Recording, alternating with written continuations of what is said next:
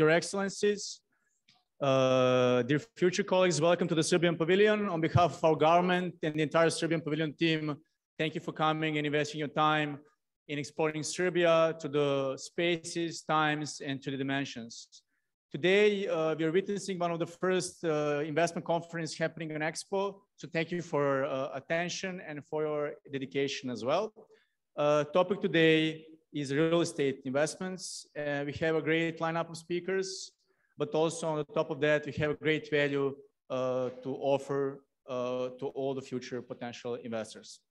My name is Igor. I'll be your host here together with a great team. But before that, it is my great pleasure to welcome our dear Commissioner General, Minister of Trade, Tourism and Telecommunication, Ms. Tatjana Matić, please.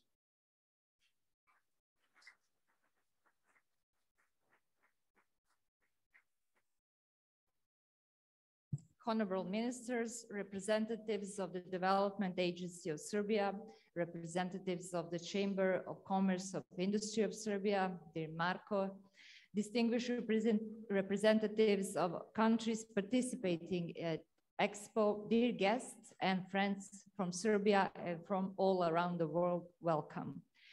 It is a great honor and privilege at the same time to have the opportunity to open the first investment conference at the Pavilion of the Republic of Serbia. As the Commissioner General of the Republic of Serbia at Expo and the Minister of Trade, Tourism and Telecommunication, I would like to emphasize that Serbia has recognized the Expo as a platform for strengthening existing and establishing the new friendships and cooperation, which is why I am especially glad that the activities we carry out have attracted worldwide attention. I also would like to thank our hosts, United Arab Emirates and Expo Dubai, for helping us that we achieve our goal. So far, our business meetings and presentations have been attended by representatives from all countries. Our business delegation have had hundreds of meetings at the Pavilion of Serbia, and our pavilion is one of the most visited at the World Exhibition. Having in mind that we are such a small country, we are such a proud for this goal that we achieved. The presence of many interested parties and their curiosity to hear what Serbia has to offer in the era of real estate investment is a significant indicator of Serbia's competitiveness on a global level. The appearance of the Republic of Serbia at the World Exhibition, comprehensive achievements, and our commitments sent out an extremely strong message about the cooperation partnership between Serbia and United Arab Emirates. Good relations at the highest level provide a healthy basis for our businessmen to use the opportunities offered and to give investors additional confidence in Serbia, that Serbia is an appropriate investment destination where their investments and business will be welcome and safe. And I must say that this is partly achieved, of course, by the great work that our President Aleksandar Vučić has done, but also his cabinet, and I especially would like to thank Danilo Cicmil and his team for doing a hard work, and not just doing a hard work, but also having a great result. So Danilo, thank you in the name of all the sectors and investors for doing this job greatly. We are just supporting you, and I hope that we'll continue doing this. And of course, our president is leading us in this path. I must just remind you all, and I'm sure that the most of you know, as a gateway between East and West, the Republic of Serbia has a great number of foreign trade agreements. At the same time, both, which is very important for the business, with the European Union, but at the same time also with Russia. The most important are the free trade agreement, of course, with European Union, the Central European Free Trade Agreement, the free trade agreement with the Euro-Asian Economic Union, and with EFTA countries, as well as with Turkey and the United Kingdom. The application of your experiences and the arrival of leading investors in the field of development of commercial projects, industrial and retail parks are valuable for development of our country. Only with healthy investment can Serbia maintain the current rate of economic growth, which is between 6 and 7.5%.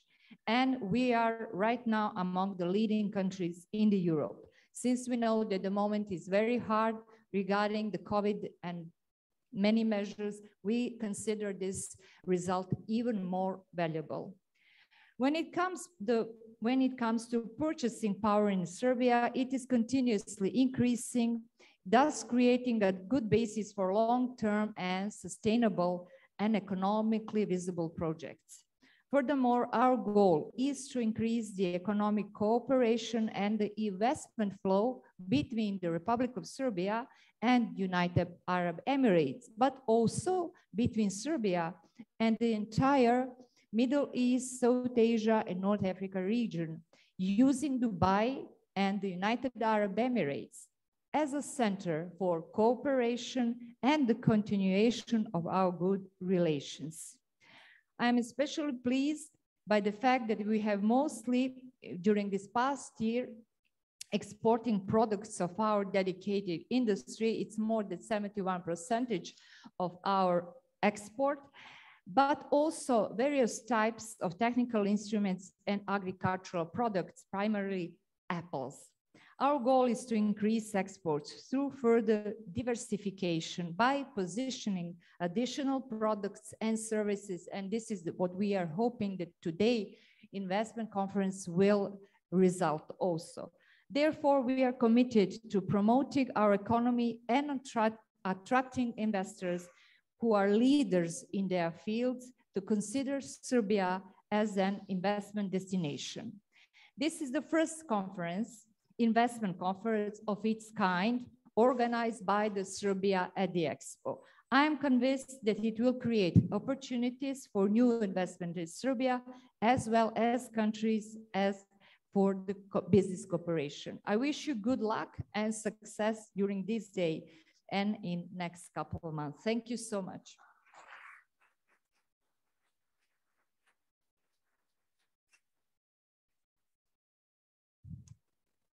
Thank you, the Minister, the Commissioner General. We continue. It is our great pleasure to invite our dear colleague, Mr. Tomislav Milovic, Minister of Minister of Construction, Transport and Infrastructure.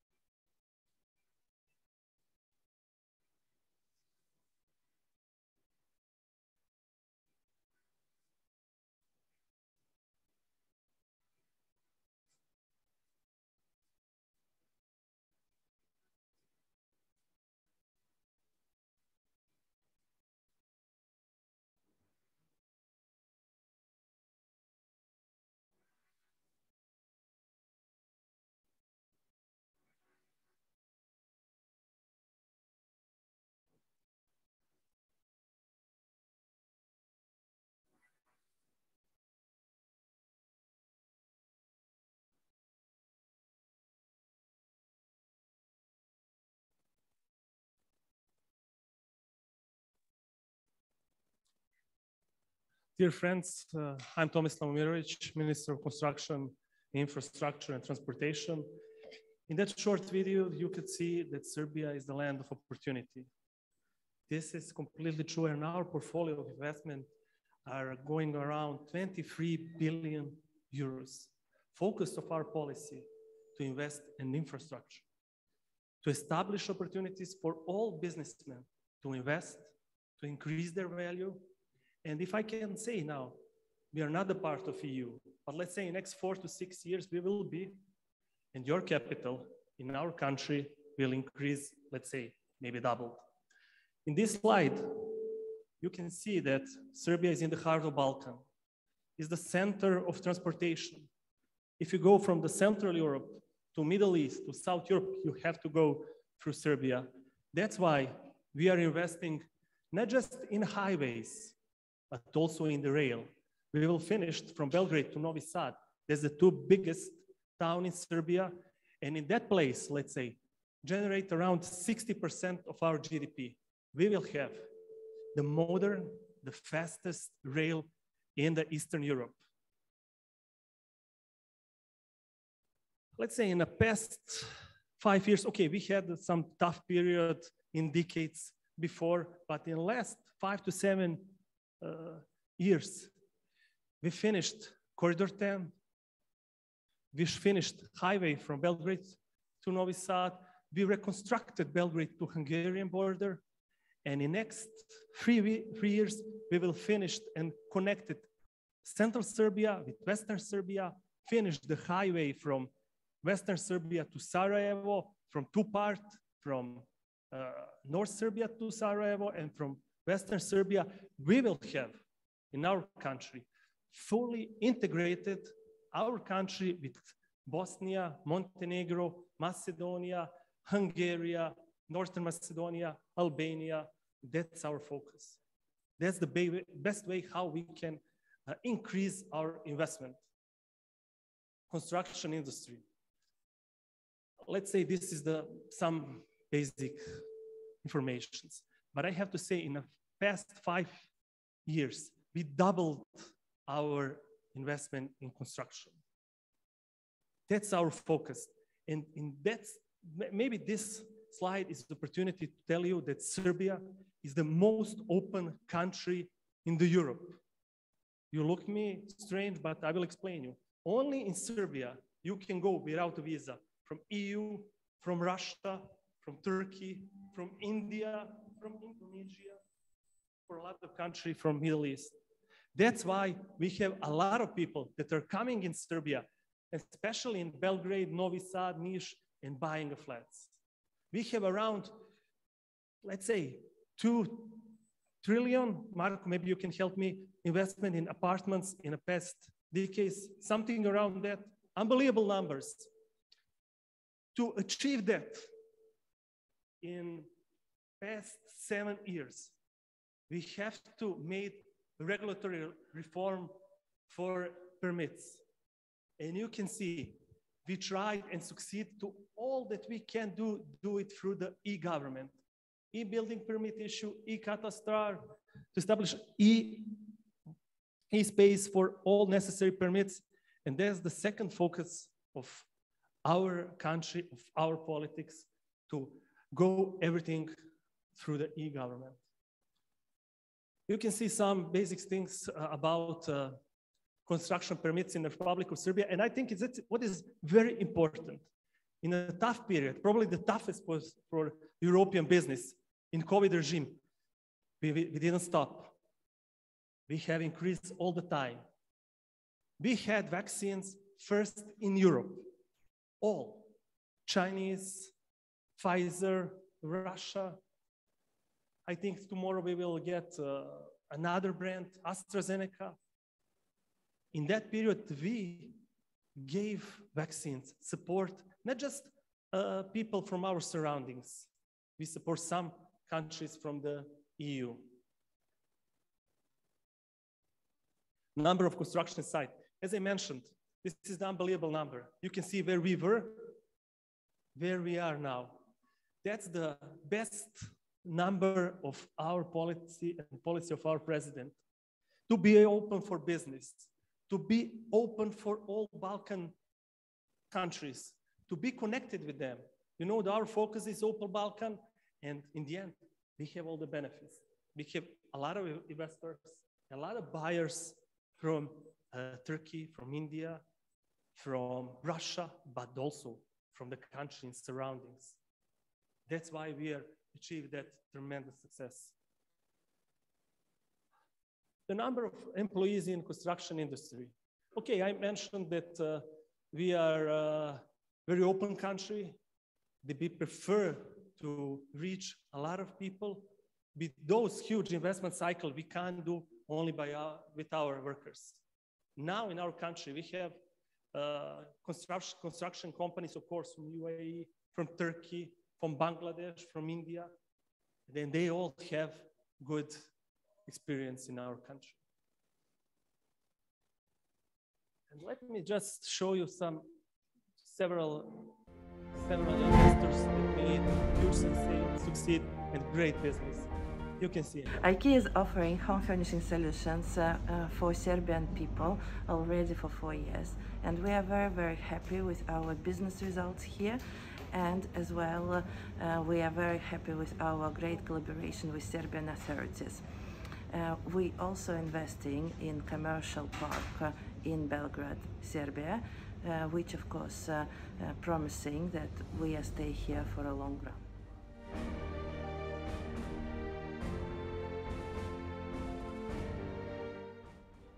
We are present in the Serbian market since 2005 with the only and the first business park, Airport City. Since then, we have developed few iconic projects such as Skyline and Business Gardens. AFI Europe Serbia received the full support and cooperation for all our developments. Opportunities for developers are excellent. It is an exciting place to develop.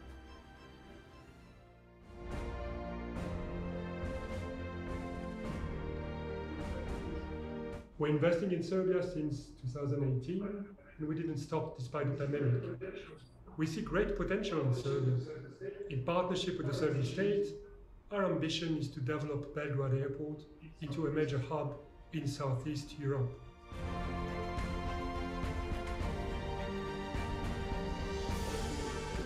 Serbia is a great destination for investment in the real estate business. It is a country that supports investors, which quickly create the right environment for construction. That is why it's no coincidence that Millennium Resorts company has decided to start building 2 hotels under brand belonging to the Marriott International Group. These are Westin and Autograph Collection hotels in Vraniachika Spa in the south part of the country, which will bring back Serbia to the map of spa tourism in Europe and in the world. Okay, my friends, let me conclude it for the end of this presentation. Our focus of our government, focus of our president is to be pro-business oriented, to increase more investment, to support you, to help you to invest in our country, to make your capital be most valued, and to find future in our economy. Thank you very much one more time, and see you in Serbia.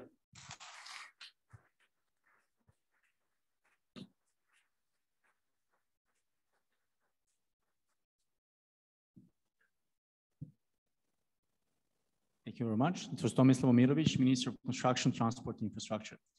Now it is my great pleasure to invite Mr. Daniel Cispin, Special Investment Advisor to the President of the Republic of Serbia. Mr. Cispin, please.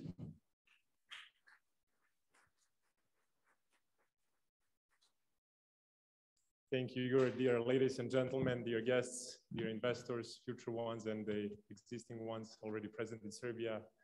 Wish you warm welcome, and it's a great pleasure to have you all here on behalf of the President of the Republic of Serbia, to whom I report, and with him I've been working for the past 7 years in creating and building investment climate in Serbia and attracting investors that definitely and certainly boosted the whole economic recovery and development of Serbia. Pretty much when we started in 2014, it was a difficult situation in our economy. We had a huge public deficit in the budget. The unemployment rate was over 24%, and the attraction of FDIs, along with all of the other bold reforms, was one of the top priorities of our government. pretty much in the first year in 2014, we only attracted 3 investments for the entire year. Since then till today, I'm proud to say that we delivered more than 250 projects in Serbia. These 250 projects created more than 100,000 direct jobs in Serbia that boosted the entire economy going forward, including the real estate sector, which is our key focus and priority today. Pretty much you cannot do anything by yourself. I try to surround myself with great young and talented, enthusiastic people. Some of them are present with us today. We formed the Serbian Development Agency that is serving as a, let's say, free of charge government consulting office to all of the investors that are coming to Serbia.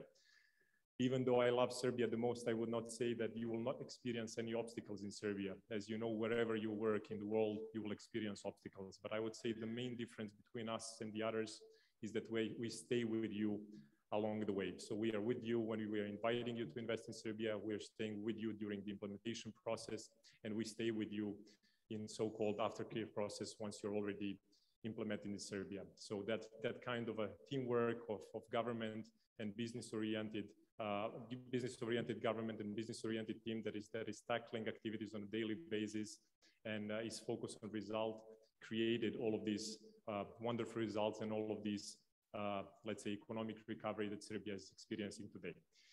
There is a lot to be shown today. I would like to invite one of dear people from my team, Nemanja, to join me on the stage and to give more detailed presentation about why all of these investors selected Serbia.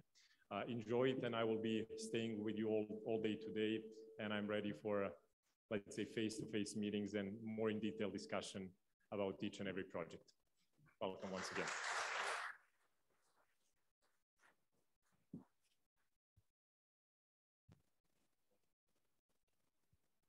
Dear ladies and gentlemen, Your Excellencies, it is my great pleasure and privilege here to be in front of you and be presenting the presentation Invest in Serbia. So Danilo already mentioned a couple of things, but I guess that this presentation will give you a holistic overview why should you invest here. So who we really are, this is the first thing that we ask ourselves when presenting to the international audience. So of course, Nikola Tesla comes first here, but we are the country of scientists and professional sportsmen.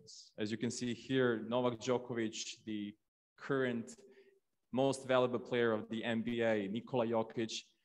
But there are some new people also here, newcomers, especially from the IT sector, such as Branko Milutinovic, who is the CEO and founder of Nordius, the best Serbian startup that sold itself actually this year for $400 million to Take-Two Interactive.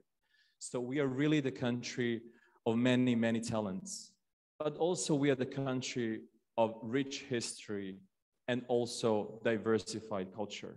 So as you can see here, from Exit, one of the best dance festivals in Europe, to the mountain resorts that we're gonna present to you today, to everything else, we are really one gen of a kind.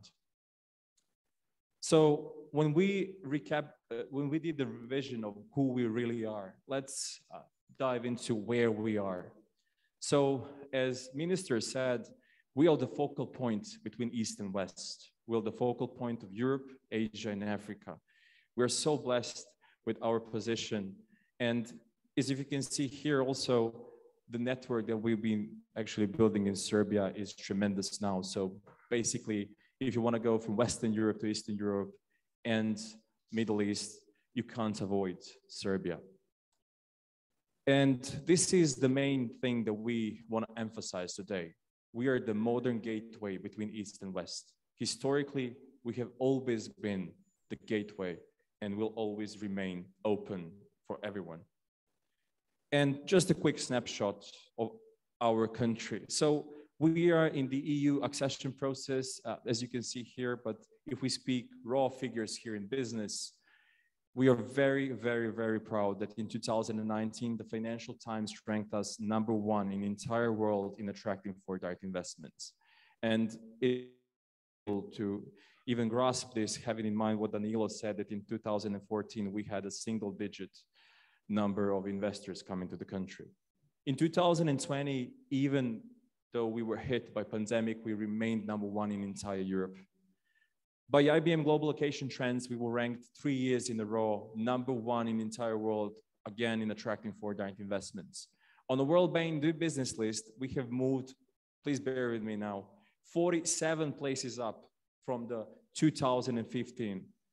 This jump is unheard of on this list. We were ranked prior COVID 44 globally.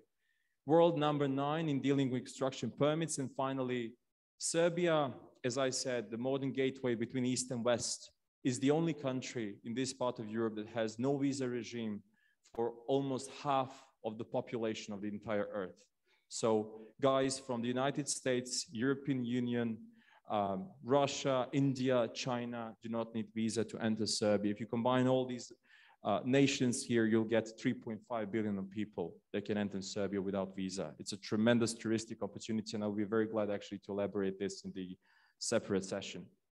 So when we talk about Serbia very briefly, we need to go through what we believe 7 major reasons of why you should invest in the country, starting with political and economic stability.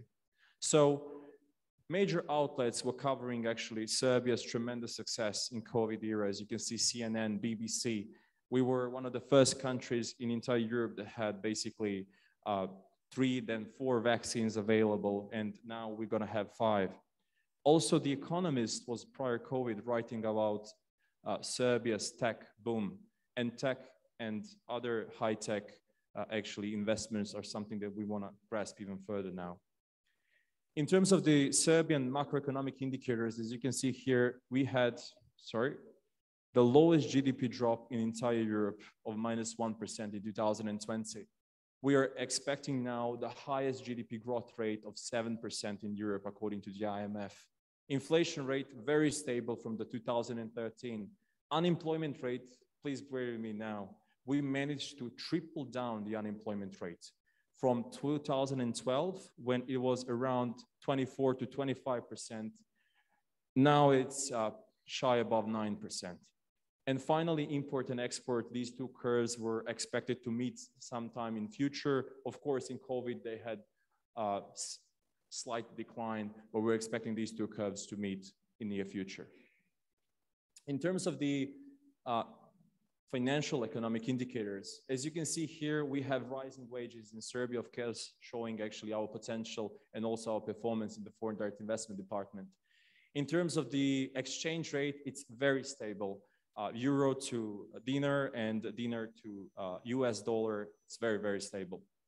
In terms of tourist arrivals in the United States, we are also experiencing basically a major incline. Of course, COVID did, what was unexpected completely, but we are really trying to become the hub of tourism in Balkans. And finally, public debt. We are very proud of the fact that we can say that we are below Maastricht level currently. So basically, if you compare us to many European Union countries, you won't be seeing this kind of performance in terms of the public debt and what we did with our public finances. Record-breaking success in foreign direct investment is the second pillar. I'll just shortly cover this. As you may assume, in 2019, when Financial Times ranked us #1 in the entire world, we had a record-breaking year of 3.8 billion of euros in foreign direct investments in Serbia. 3 billion of euros in 2020, #1 in entire Europe. Last year, actually, United Nations ranked us #1 in Southeast Europe in the competition with the Greek peninsula and everyone else. So it was kind of unbelievable for us to achieve such a result in pandemic year.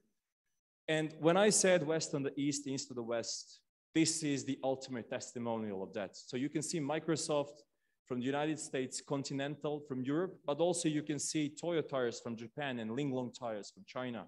So all over the place, guys are coming to Serbia. This is just here to testify that we didn't make up, that we were the #1 in the entire world and #1 by IBM Global Location Trends and Financial Times. So this is real, it really happened. So we now go to competitive operating costs. This is the 3rd pillar. And we are very straightforward here. We have 4 major aspects that we want to cover. So labor costs, corporate profit tax, office space, And finally, the electricity. As you can see here, Serbia is very competitive in all these 4 departments. However, for the value loss department, I'll need to say that in terms of the electricity, we are one of the leaders in terms of the affordability in entire Europe. So basically, there are like 2 or 3 countries maybe in Europe that can compete with us in terms of the electricity costs. Now we go to the very heart of why you should invest in Serbia, and that's Serbian talent. Serbian talent here within the pavilion, but also back home. So as you can see here, we have 8 public universities with 82 public faculties, 10 private universities with 48 private faculties. We have a very strong background in engineering, IT, physics, and mathematics. This is, because of the fact that we were part of the Eastern Bloc of countries back in the day, and then Eastern Bloc of countries in Europe because of Soviet Union and their actually experience in the field of mathematics. We inherited this from them. So basically, our performance in mathematics is very, very traditional.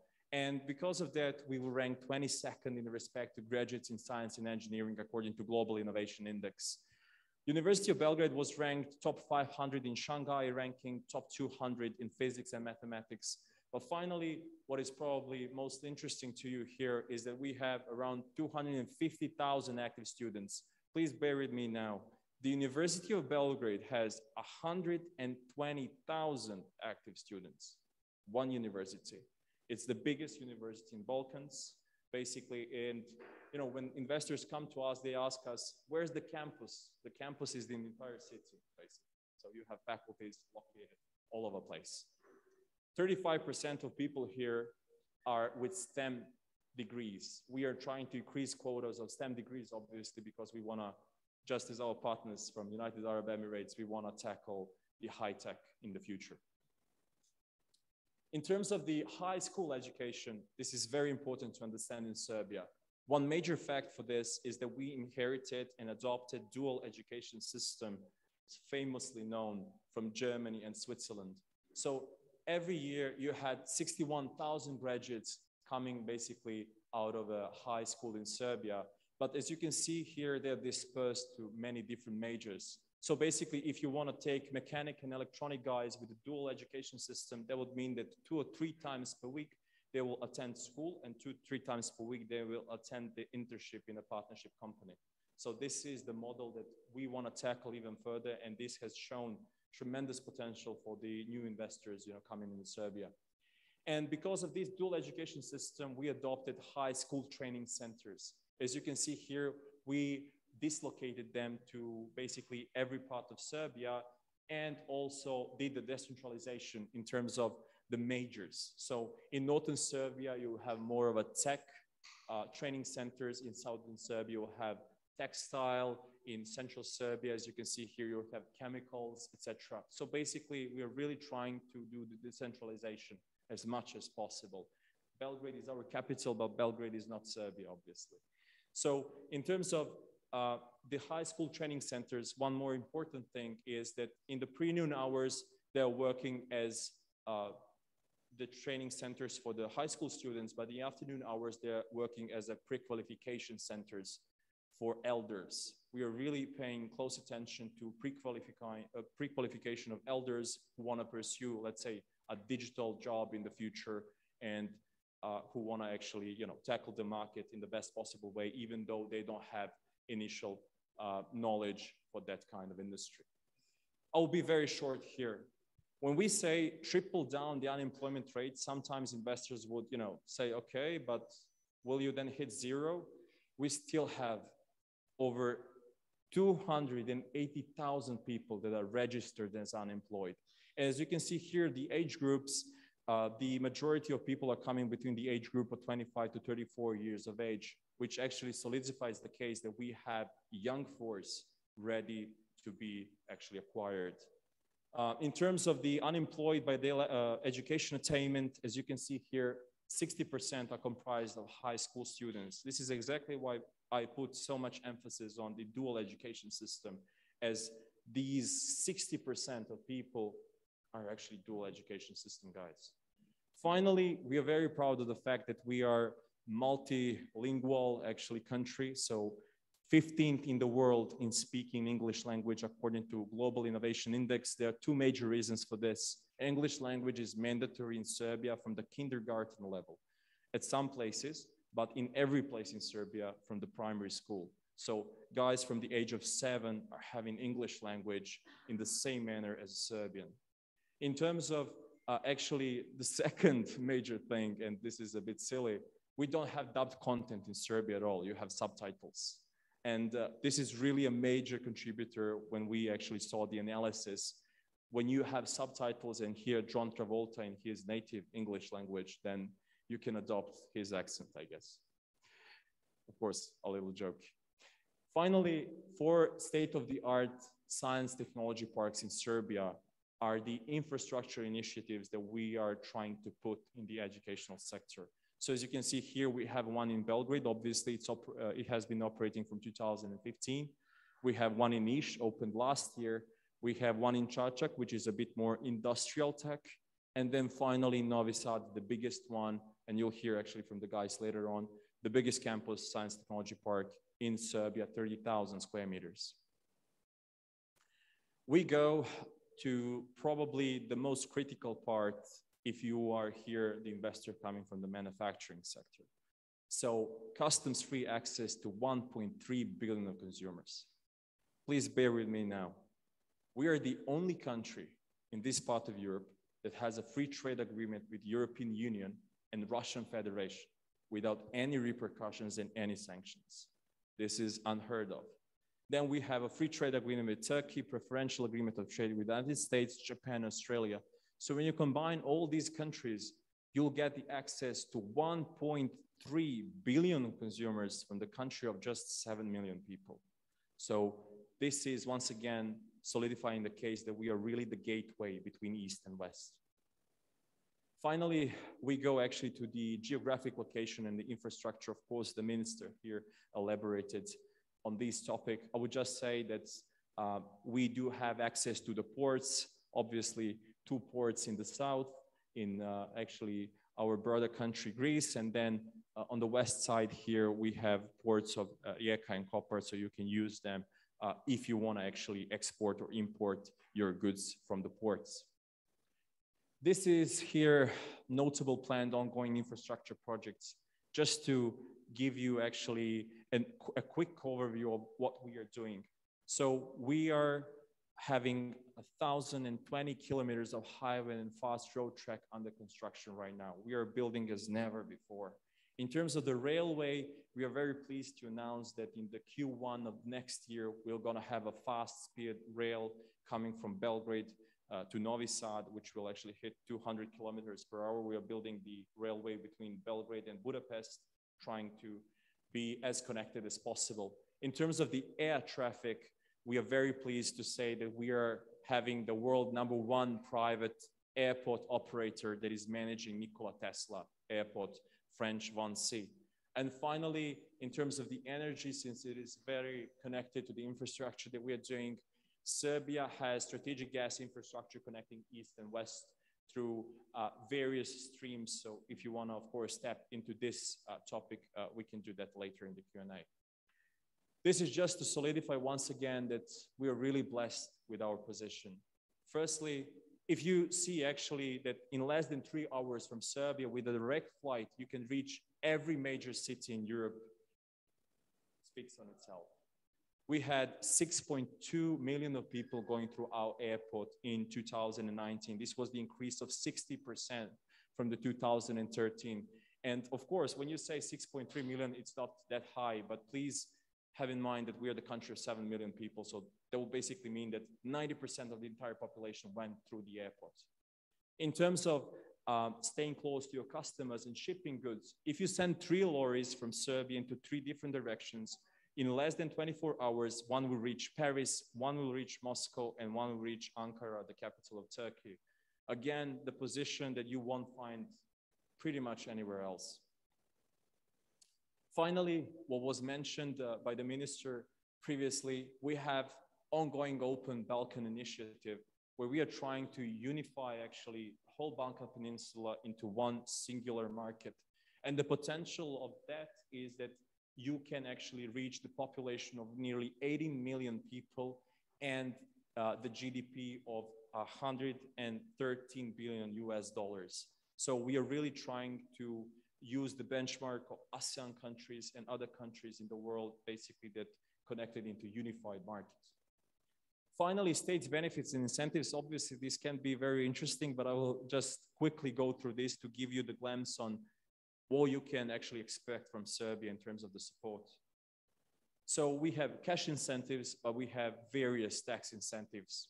What is probably here one of the most popular incentives is tax holiday. So if you invest in the amount of 8.3 million of euros and employ 100 people, from the moment you become profitable, you're basically avoiding paying corporate tax for next 10 years. We call it tax holiday. Avoiding double tax in Serbia, we have reciprocity agreements with many countries in the world in order to avoid the double taxation between the countries. Offset against profits in the first 5 years, if you would be negative in Serbia, you can carry on that actually negative result and offset against future profits. It's mini tax holiday, we call. Finally, we are very, very pleased to say that we are really trying to create a sandbox of incentives for the IT and high-tech sector. So as you can see here, R&D costs is one of the major actually contributor. So please bear with me now. If you employ, let's say 200 developers in Serbia, we will double the costs for the purposes of taxation. So we are doubling the costs if you're having R&D operations here in order actually to basically avoid paying tax here. Finally, IP, intellectual property. We are the country that wants to create intellectual property for the rest of the world, as our friends from United Arab Emirates are doing. So because of that, we adopted the incentive where if you make intellectual property in Serbia or import intellectual property in Serbia and just register it as a Serbian intellectual property, every time you sell it to someone, instead of being taxed with 15%, you'll be just taxed with 3%. So when you combine these two, they're the absolute what you can get actually from any state in terms of the high tech, obviously. We have various foreigner tax reliefs, customs-free import of raw material and similar customs-free import of equipment. So if you need to import equipment from any place in the world and it will be your main asset, completely customs-free. We have various employment incentives from the National Employment Agency, etc. But of course, it's not the fact on the incentives, it's the fact of the support that you can get from the country. And we are really, really trying to do our best. So in Serbia, we'll get a one-stop shop approach for every single question that you might have in any related topic. Finally, this is the very last slide here. So we have 15 free zones in the country as an incentive zones. In these zones, basically, the entry of goods, trade of goods, and energy consumption is completely VAT-free. However, please note that these 15 free zones are not, some kind of zones where magic happens, and outside of these zones, we don't have anything. These zones are just strategically positioned, basically, to increase the decentralization and also to increase the performance of many municipalities in Serbia. But you will get the same treatment in terms of our support wherever you go and whichever municipality you choose. So this was in the nutshell why you should invest in Serbia. I guess that we will actually have the opportunity to discuss that even more during the break session and also during the very last session that we'll have today. But once again, my tremendous pleasure to be here and present in front of you. Thank you very much.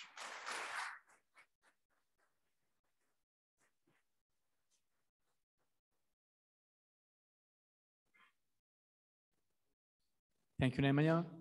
Thank you, Mr. Titzman, as well. So now, after understanding and getting the overview of the Serbian investment market, now we're going a deep dive into the real estate sector. So my great pleasure to invite Mr. Živković and Mr. Teofilović from CBS Cushman & Wakefield to join us, please. Thank you.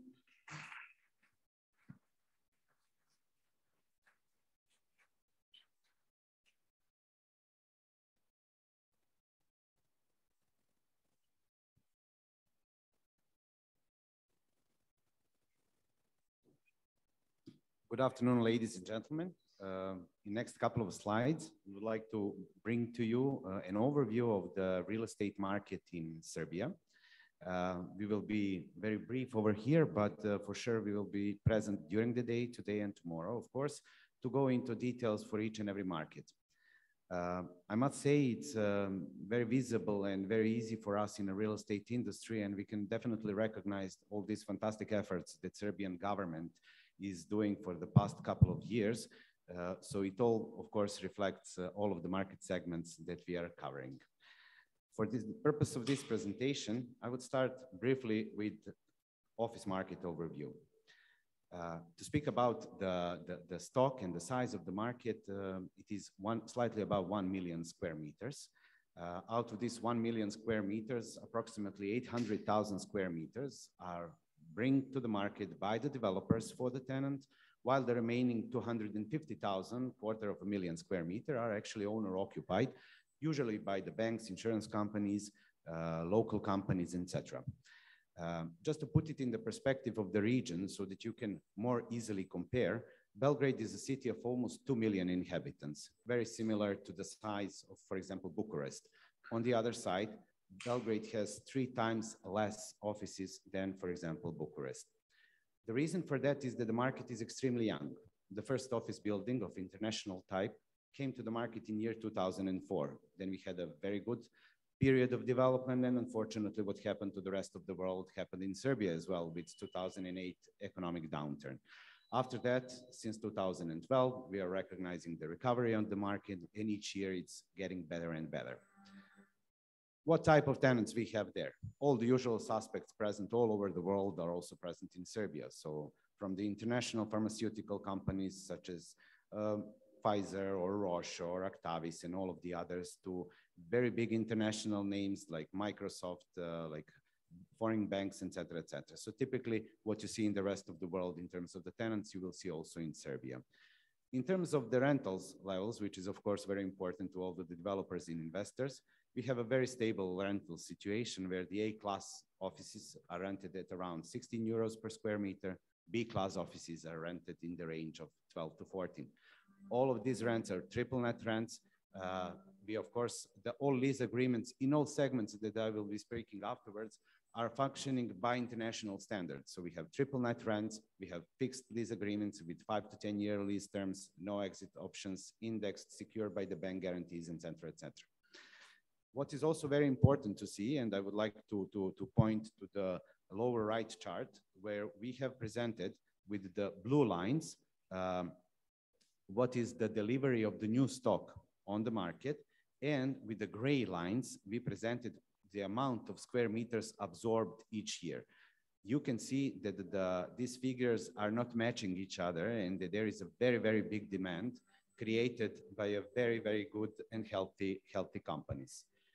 Just to mention the COVID, of course, it is a topic that everybody is touching. You can see that only last year we had a small decrease in take-up, which was at around 10%, which is practically for the period of lockdown that we had in the months of March and April.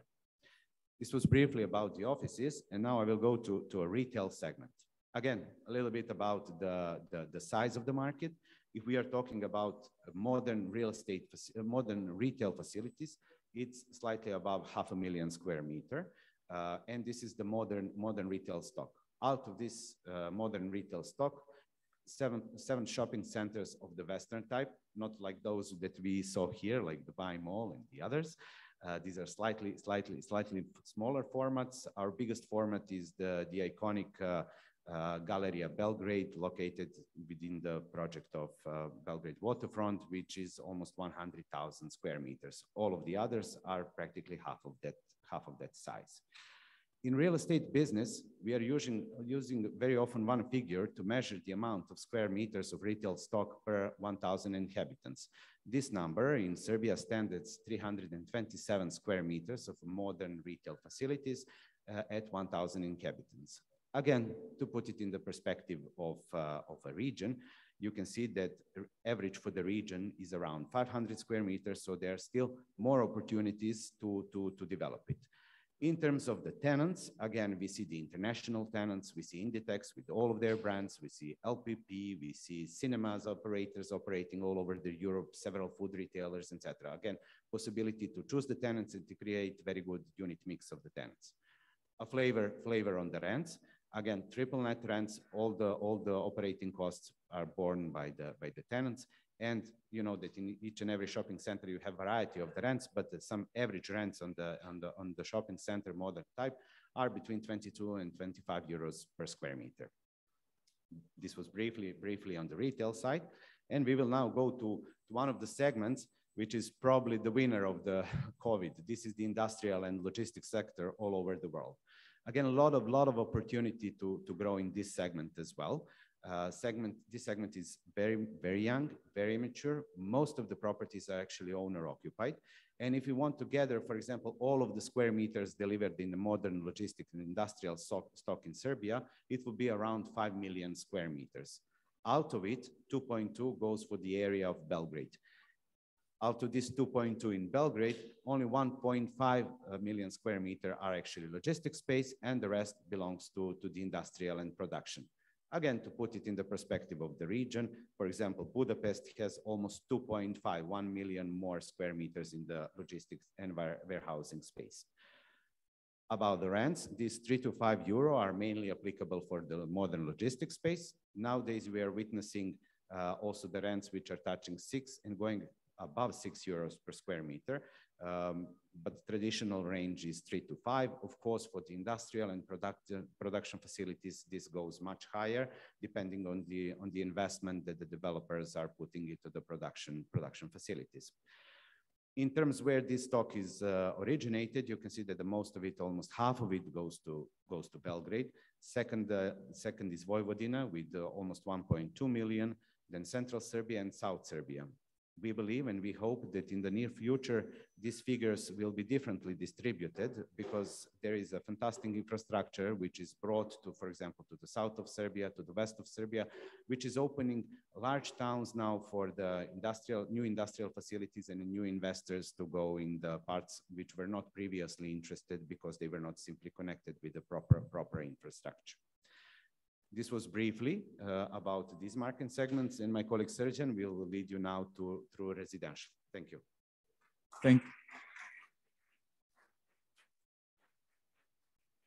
Thank you, Goran. Hello, everyone from my side. I would give you a brief of the residential market. You heard how the other market segments are very active, but residential market is probably the most active and really booming for the last 5 to 6 years. This boom is actually coming from the demand side.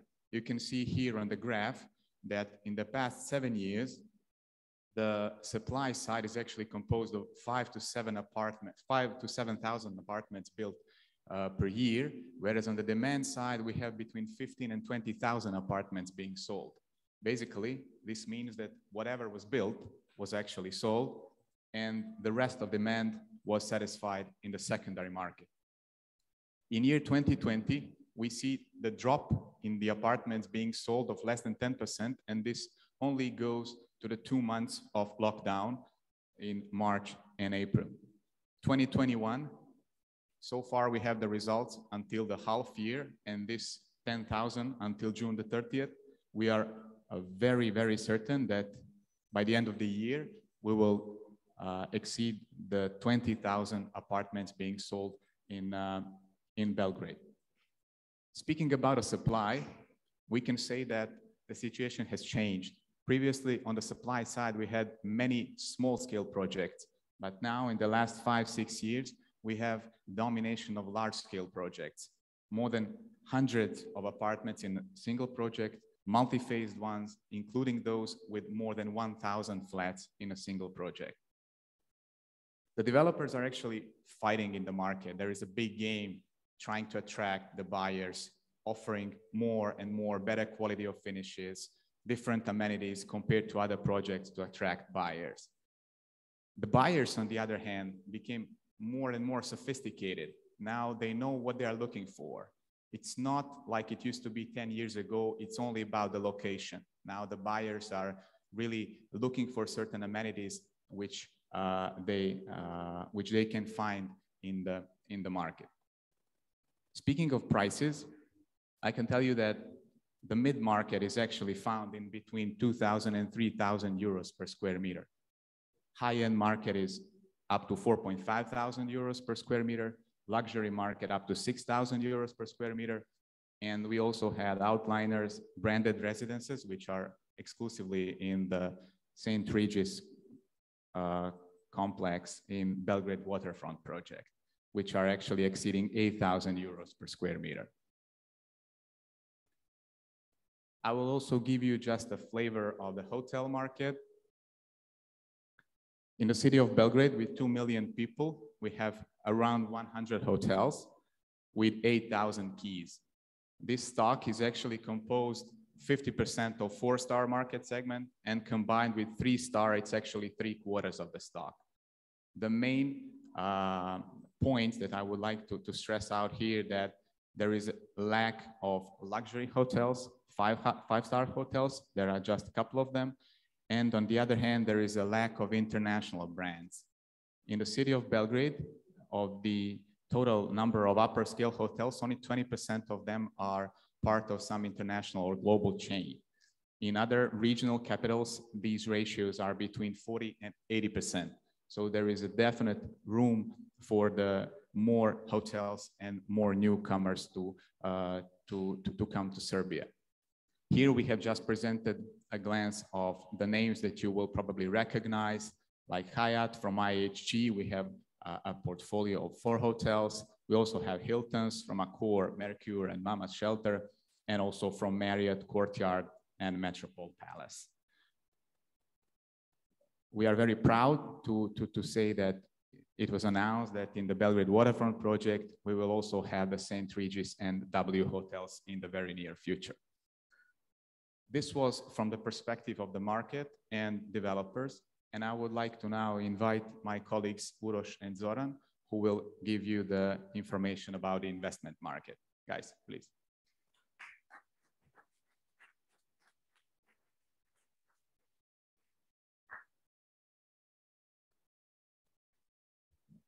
Thank you all for coming.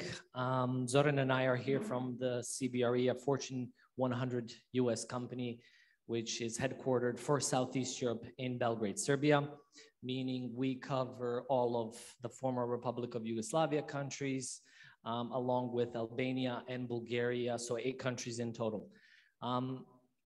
My colleagues previously talked about the market overview. What we will touch upon here will be the investment side, meaning the M&A side of investors, their success stories where investors have invested, they have achieved the exit cycle, but also investors who are enjoying the returns that are still present in the market.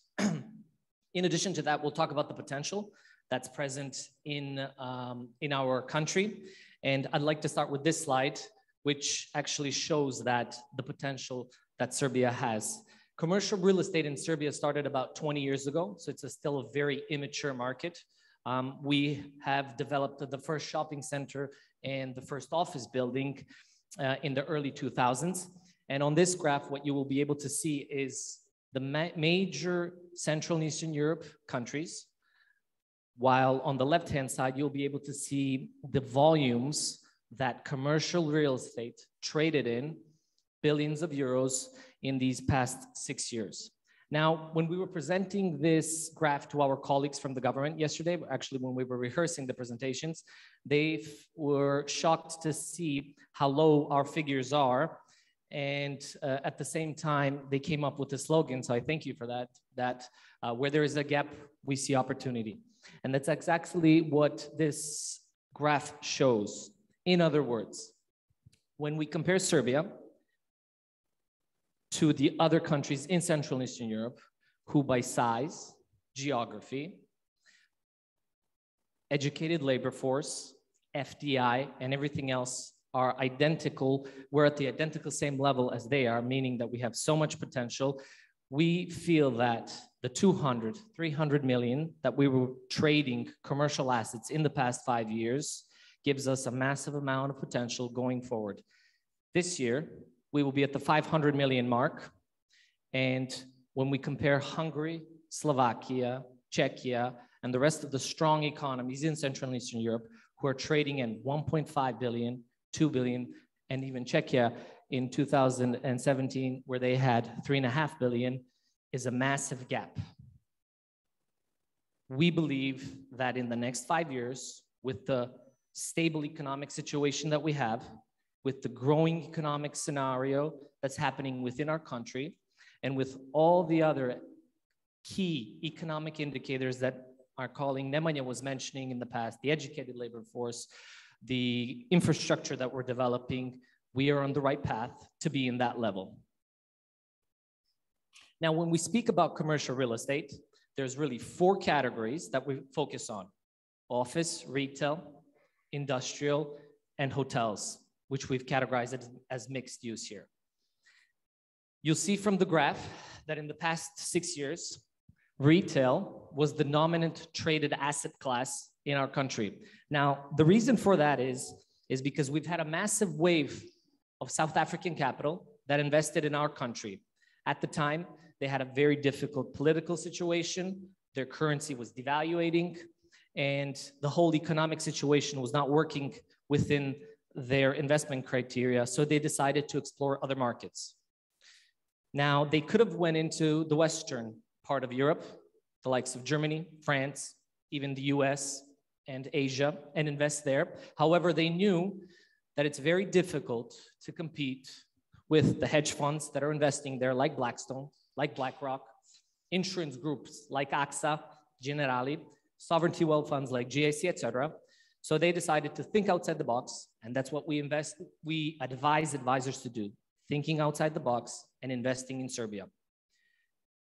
Once retail was focused on by the South Africans, this means that it was time to enter new commercial properties that could trade. And this graph shows exactly that, where on the dark green shows that office investments, meaning investors buying office products, is something that's growing. This year, we will have a record year, which will include a combination of retail and offices being traded in our country to the $500 million mark, meaning 500 million. So we can say that we are on the right track when we talk about offices. The buzzword globally is industrial. That's the product everybody's looking for. We'll go into more detail on that, but that's the blue side of the chart, which we see that in the next 5 to 7 years will massively increase, because that's the product everybody wants when we talk about commercial real estate. Now, this chart shows here yields. That's the name of the investor game. Everybody's looking at their yields. And what do the yields say? It's 2 things.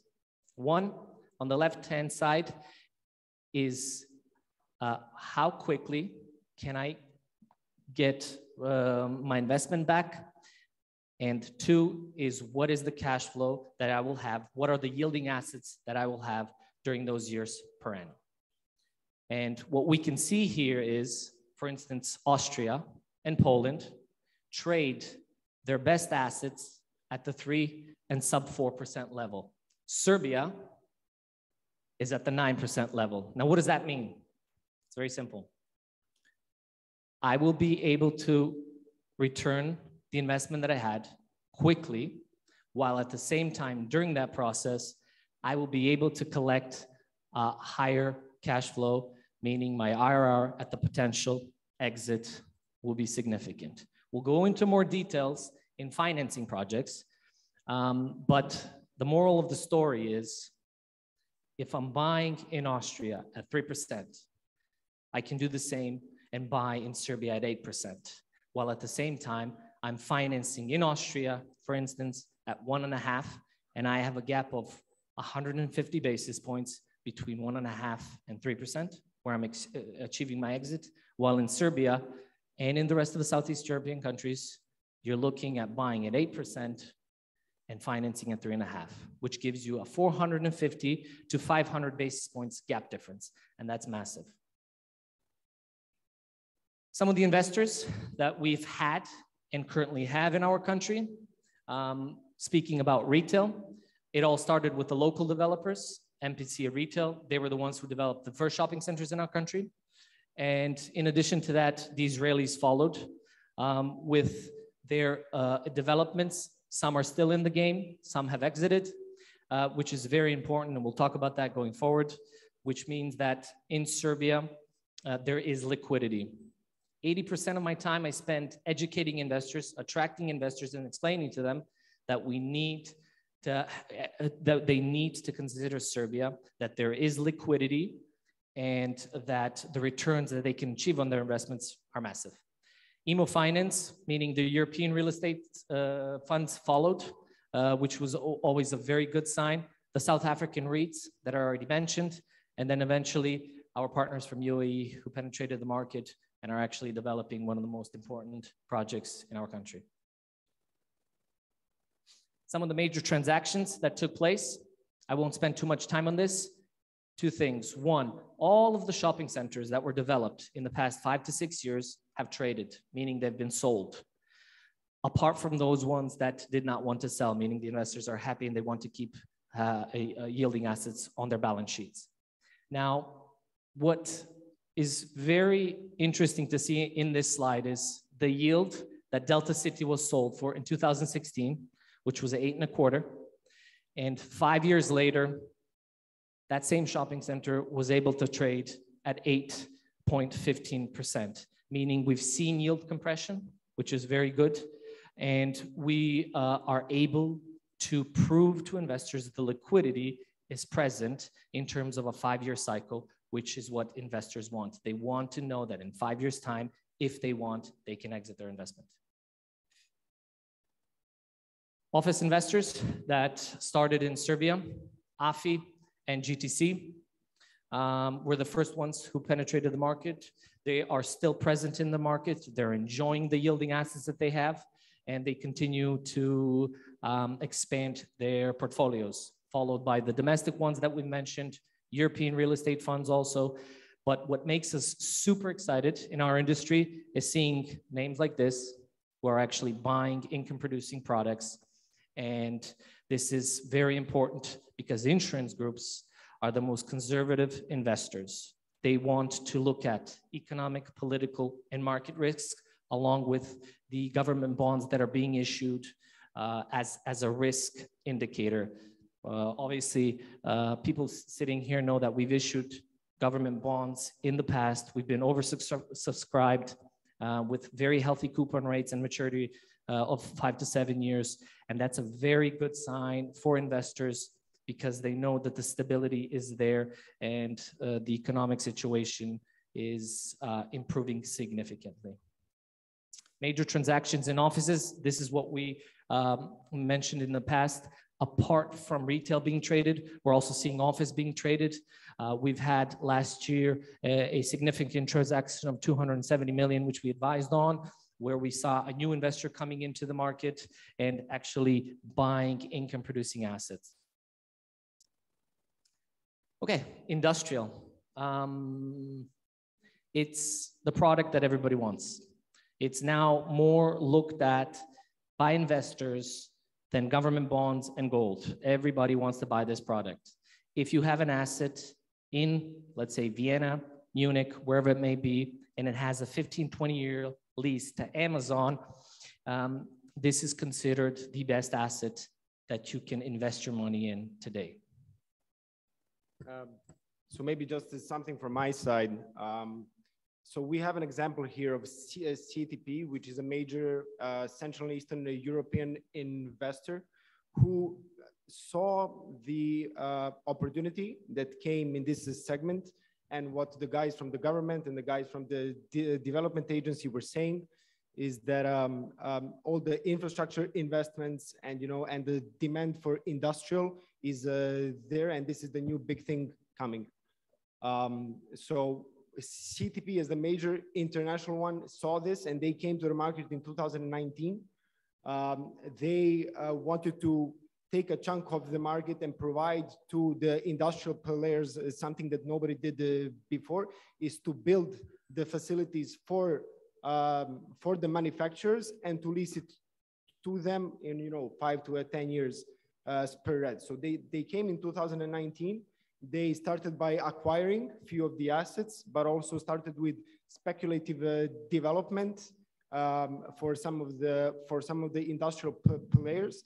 And now, at the end of the 2021, they will have more than 150,000 square meters of the space, with additional pipeline until the end of the 2022 that will sum up to a total of about 450,000 square meters of space.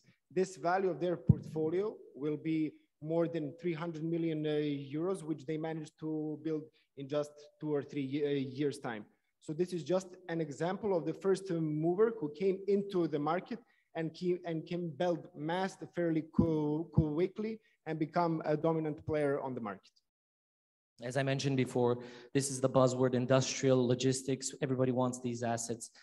We believe that given our geographic position, given the potential that we have as an economy in terms of development, light production, heavy production, we will be seeing these assets grow around our cities like mushrooms. And this is what we believe is going to be attracting additional foreign capital into our country because of the importance of this asset class worldwide. Finally, the banks, the financing. Yes, you can achieve very attractive financing. I was mentioning it earlier in our country, some of the usual suspects that you see in Central and Eastern Europe. So apart from investing your equity and having a very attractive cash-on-cash return, you can, in addition to that, get very attractive financing and get the gap between the yielding that you're buying at and the yield that the margin that you're financing in. Yeah. I mean, just to put this into perspective, you can buy a yielding asset at about 8 to 9%, and then with the financing in place at about 60% LTV with a 3% interest rate and the 20 years amort, your return on equity can be 12+%. So this is very important to communicate. That is the final slide in our presentation. To sum up and to understand the moral of the story, in the next 5 to 7 years, Serbia will be trading, we believe, above, that is north of 1 billion euros of commercial assets. Now is the time to invest. All of the indicators show this. So we welcome you and we thank you for your attention today. Thank you. Thank you everyone for the patience. Now is the time for a small break on the floor below. Please join us for networking. Thank you.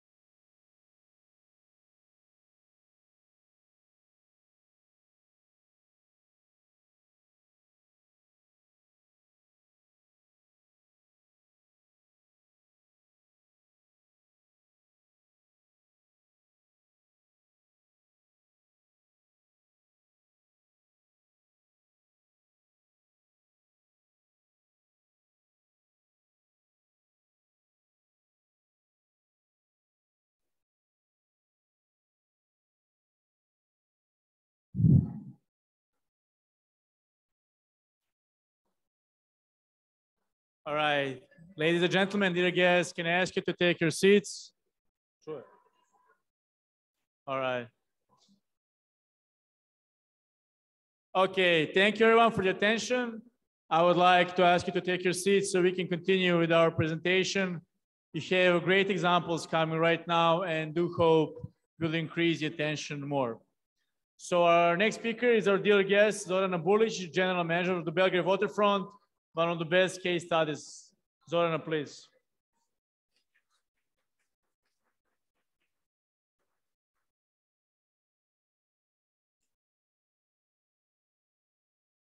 Good afternoon, everybody. It's my pleasure to be here with you. It's a shame that we lost 0.5% of the public, but hopefully they will return shortly. I'm here really to tell you a story, a fantastic story about the transformation of the city, about changing the profile of the country, the country that for decades has been known as a country of war, of poverty, troubled economy, and how a project like this can change the dynamic of the city, can change the profile of the country, and can finally put Serbia on the map of international and local investors. This is the image of Belgrade Waterfront as it is now. Throughout my presentation, I'm going to use a lot of photos and a lot of images because I think it's very impactful to see before and after photos to understand how Belgrade Waterfront transformed Belgrade and became a new center of the city. So in order to do so, I want to show you some historical pictures. And this is how the site looked like. This is the exact location where Belgrade Waterfront sits today. So as you see, for over 50 years, this part of Belgrade was very dangerous, very dark part of Belgrade that you really wouldn't want to be in. You had old shipwrecks, you had ruined warehouses, abandoned barracks, and you had actually part of this very central part of the city that was very, very neglected and lacked major living and work infrastructure.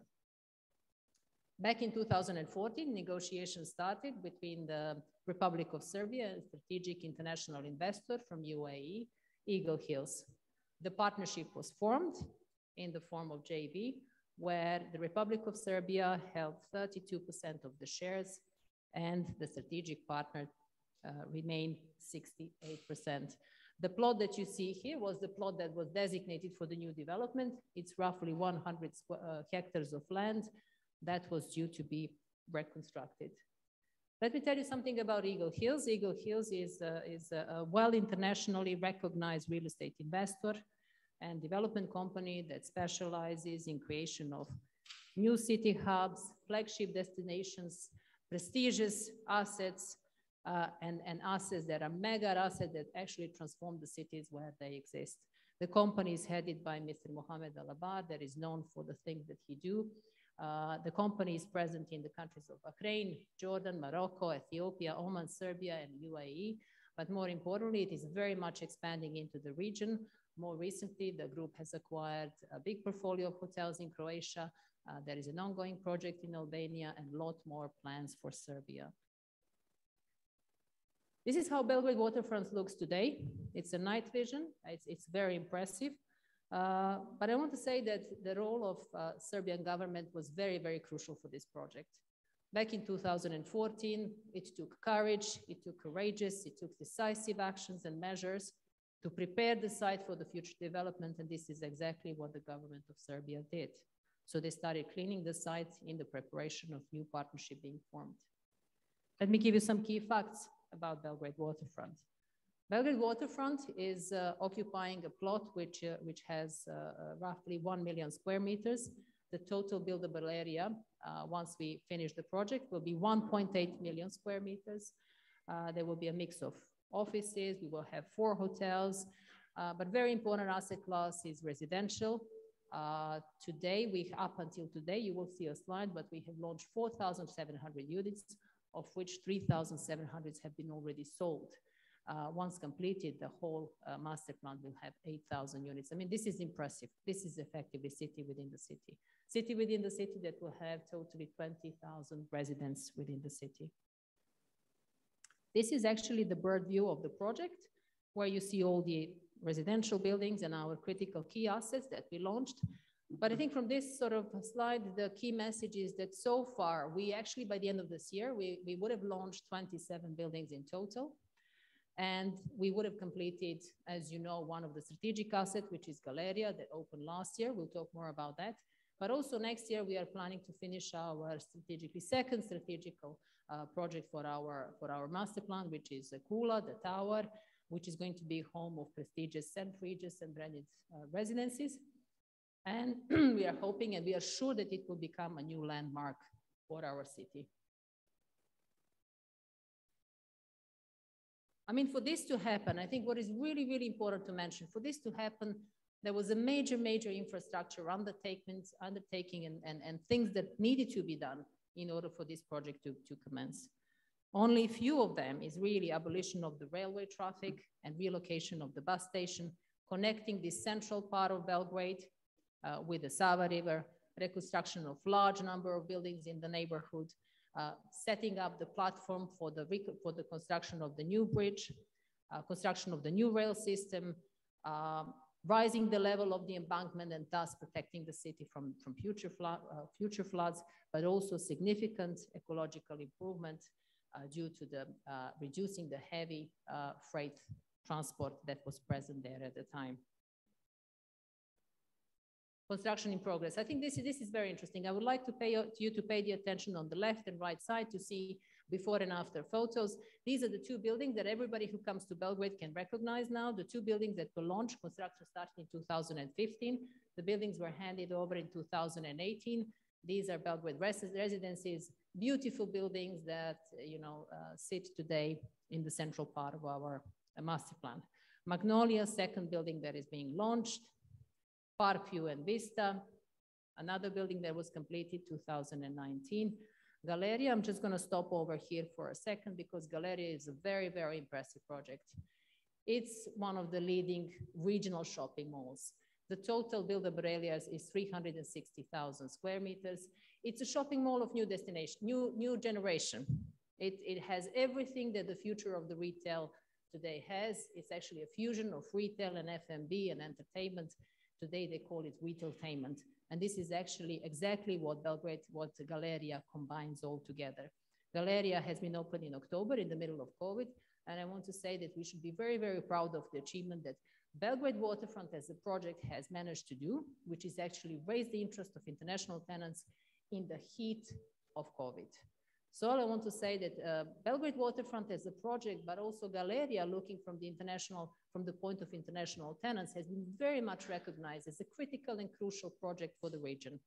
So we have had major success in negotiating very, very important deals with all the international brands who actually recognize and see potential of this project and of Belgrade as a city becoming the regional center.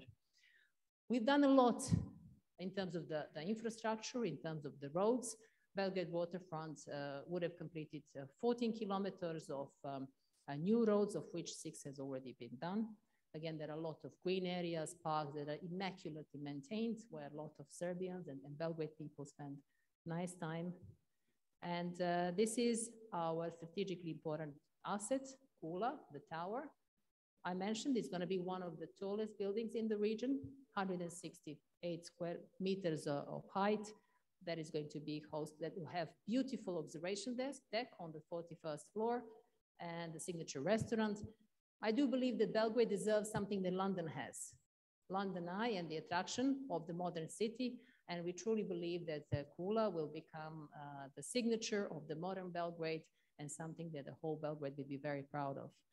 Here you see the promenade, which a lot of people would remember that this area was really area that that was deserted, that was abandoned, that was neglected. And today it's a beautiful sort of walkway where a lot of people gather for relaxing, for sports, and families spend very good quality time. Let's talk about numbers. We are achieving, this is how the sale of units progressed over time. And I have to say that actually the sales and the performance of Belgrade Waterfront has surprised us everything. I think it's driving the business at phenomenal pace. Only this year, where we are still struggling with COVID, we would have hit and reached phenomenal numbers.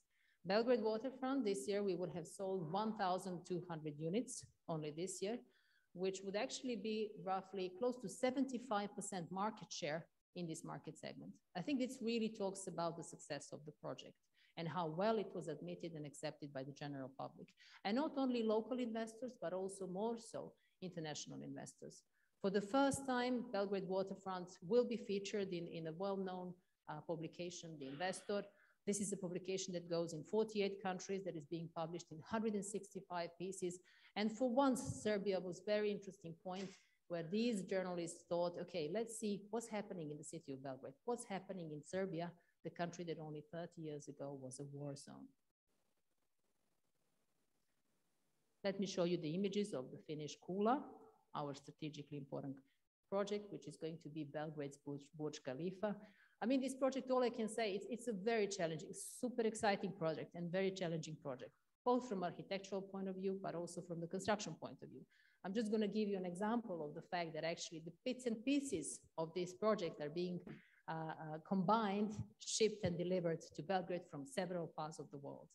Some pieces are arriving to the United States, pieces are being produced in Russia, and then imagine in the times of COVID, logistics and everything, you know, they're being transported in Serbia and installed in Serbia. This is a very complex project that has a lot of unique points. I'm not going to bore you with that, but I hope Belgrade, once it's completed, Belgrade will appreciate the magnitude and how symbolic and iconic this building is going to be for the whole Belgrade.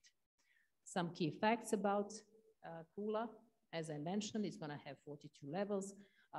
Deck 41 is a name that we already know now. It's going to be an observation deck where people and tourists will come to see fantastic view over Belgrade.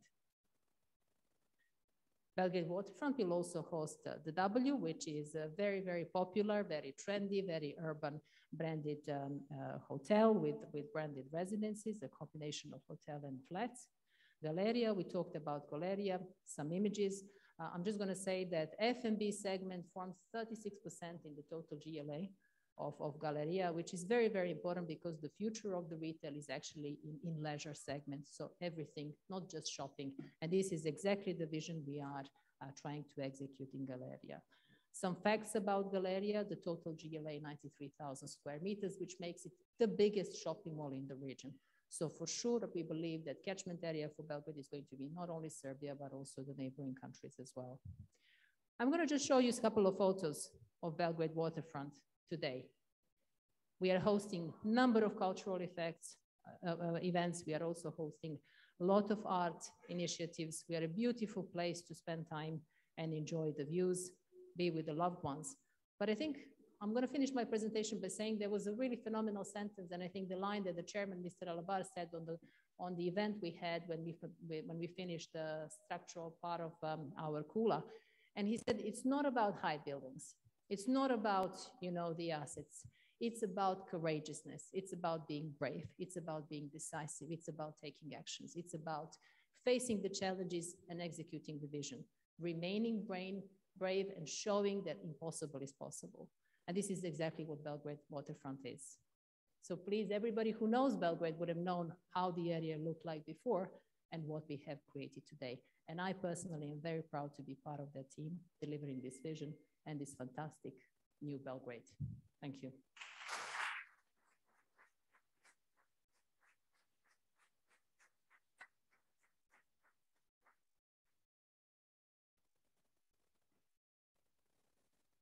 Thank you very much. It was a great pleasure to hear the story about the ever-changing soul of Belgrade. So let's keep the same way. I invite representatives of the city of Belgrade to join us, please.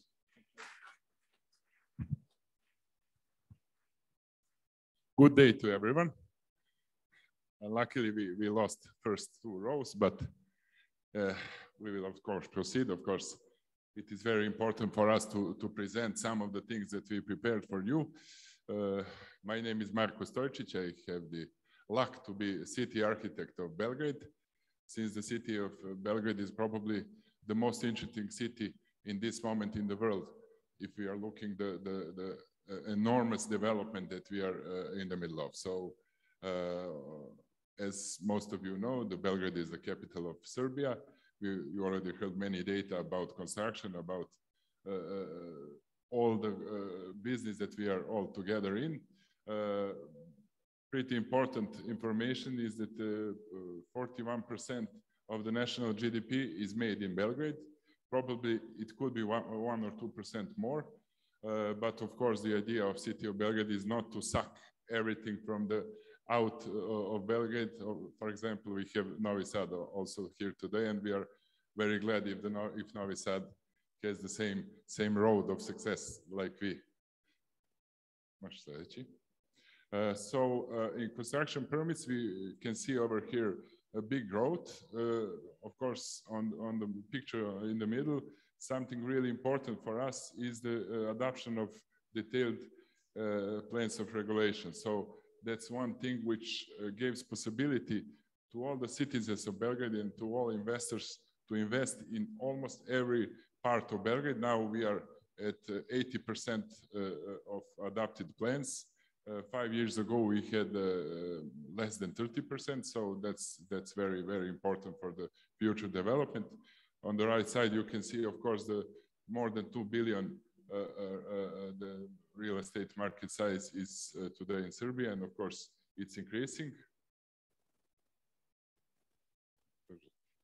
So you already heard about one of the most important, maybe the most important project in Belgrade, Belgrade Waterfront. I will not speak about it.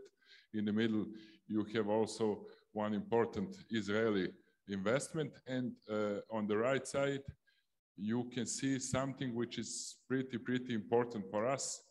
Probably the most important project which considers complete reconstruction of all the railway into the public park. It is in 4.6 kilometers in length. You could see short movie on those screens behind you over there. It is very, very interesting. Of course, possibility of investments from both sides of future park is something which are we waiting for in next years. Of course, Belgrade metro system is something which is very important for the infrastructure of Belgrade and connectivity and everything that we need to do in order to achieve something that you will see on the next movie. Of course, Sava River also is something which is next to the Belgrade Waterfront, very important for the new, better connection between New Belgrade and all part of Belgrade. Savski Square is one important part of the also Belgrade Waterfront. It is the biggest public square in Belgrade. So this is a short movie about strategic development plan of Belgrade. Really important for us. It is exciting. So for the first time, we are trying to create a precise picture what will we do for next 20 years and what is the idea for the Belgrade to look like in 2041. So we completely changed way of thinking. For example, this pictures show that we want for the first time to put how to say inhabitant and the people and the man who lives in Belgrade in the first place. So of course ecology is very important. We are trying to increase for 50% area under the green areas. We are gathering all types of spaces around the city. Of course, we are trying to make polycentric city since, for example, we are doing, as I said, a metro system, which among other things needs to help us achieve something which is very important to make Belgrade polycentric city with 11 secondary centers. Of course, energy is something that we consider very seriously to be how to say, as free as possible to use all kinds of energy, of course, in sustainable way. Waste management is something that we are in the middle of. We are trying to recycle all the waste that we produce in Belgrade, and we are near to the resolving that issue. We have the luck to be among two big rivers, Sava and Danube. It's easier for us to have great water. Of course, our water is probably one of the best in Europe, if you are speaking, of course, about tap water. So in that strategic plan that we are doing, efficiency is very important, since the idea for city of Belgrade is not to do only smart city, but to be smarter. According to this, you already heard today that we have one of the greatest universities in Europe. So the idea is to expand it, to construct new faculty buildings, nine of them. Later you will see some proposals for investment. Of course, many other things like transportation according to needs of Belgrade, as the airport, railways, of course, city railway, tram system and metro system will make one entire system which will help us reduce number of cars in Belgrade, which is today 650,000, which is pretty a lot for the city of our size. So we are trying to at least stop that number increasing. You could see over here our idea, which we started last year, to make public transportations on rivers. Of course, bicycle infrastructure is very important. This year we adopted a plan which says that in Belgrade pedestrians should have first position in traffic, second position belongs to the cyclists, third position is for the public transportations, and on the fourth position, of course, is the private car. So that means that we will have much more space for parks, for recreational areas, for pedestrian zones, since Belgrade is expanding. So we must meet the expectations for increasing quality of life in our capital city. Agriculture is a very important topic. We will speak more about that in February when the theme would be agriculture. So flexible city is very important, since if we increase number of students in Belgrade, which is one of the ideas, you heard that we have more than 100,000 students in Belgrade. Of course, the idea is to go closer to between 150 and 200,000 students. We need to give them services that they need to study in Belgrade, and of course to stay in Belgrade and work after their studies, which is key priority for the city of Belgrade and probably for this strategic plan. So because of that, we need him to become more flexible. So after this, these are two opportunities that we prepared and the additional one. We are talking about Old Sugar Factory, which is very interesting location, old industrial complex from the 1900s, beginning of 1900s. That was the first industrial complex in Belgrade, architecturally very interesting. The location is next to the Belgrade Hippodrome, which is next location, which I will speak a few words about. Of course, the location is 5 kilometers from the city center, next to the Sava River, Sava Lake. From the other side is as I said, Belgrade Hippodrome. Interesting thing is that next to the location goes the first line of the metro system. You can also see that on the screens behind you. It is very interesting, since in 7 years' time, this location will be connected with the first metro line. So the idea is to create entirely new complex, but under the protected buildings that we have already over there, since it is monument protected by the government. So the idea is to make mixed use with cultural, how to say, points of interest for the entire area of Belgrade, and with commercial activities which could help that culture to be feasible. So of course, the idea is to have the investor who will, according to our ideas, have final resolution of this problem and make something which is feasible for at least 30 to 40 years. So next location is Belgrade Hippodrome. Sorry, this is the area. Can you go one back, please? So this is the area, of course, you can see Belgrade Hippodrome, Old Sugar Mill, Sava Lake, and this is the position of metro line, and also the most important traffic line, how to say, in the city of Belgrade. So those two locations, if we are looking at them together, of course, with this part over here, which in next few years will become exclusive residential area, will probably be something which is maybe the most interesting part of the city of Belgrade. Of course, we see it as an area with the most potentials for many things. From you cannot see here, but maybe you can see it. There is also Ada shopping mall, which is very interesting shopping mall. So that area in the summer days, for example, is visited by up to 400,000 people. I'm speaking about Sava Lake in this area over here. So for any use, it will be great. So this is aerial view of the sugar mill, and now we go to neighborhood of the sugar mill. So it's Belgrade Hippodrome. It's the oldest sport facility in Belgrade, and it is very important for the city of Belgrade to stay for that purpose, since it has tradition, and we believe that Hippodrome has the future in Belgrade, since of course we Serbians love horses, and we expect to find the investor who will together with us develop this location. As Mr. Cicmil spoke at the beginning, we are here for every investor to do everything together, to start from the beginning. That's the reason why we didn't prepare in front exactly what is possible to construct over there. But in short, this is the position of potential commercial area, also this part over here.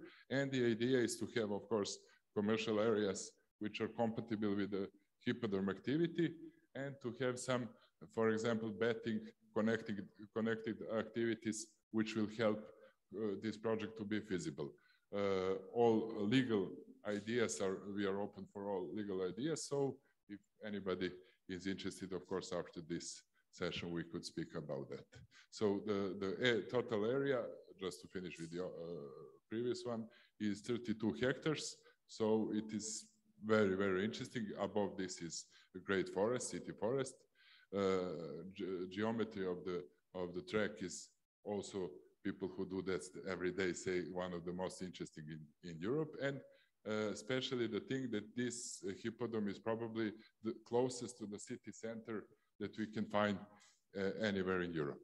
So the last slide is something connected to the strategic plan that I spoke a few minutes ago. So those are 3 locations that we propose in this moment for the student campuses.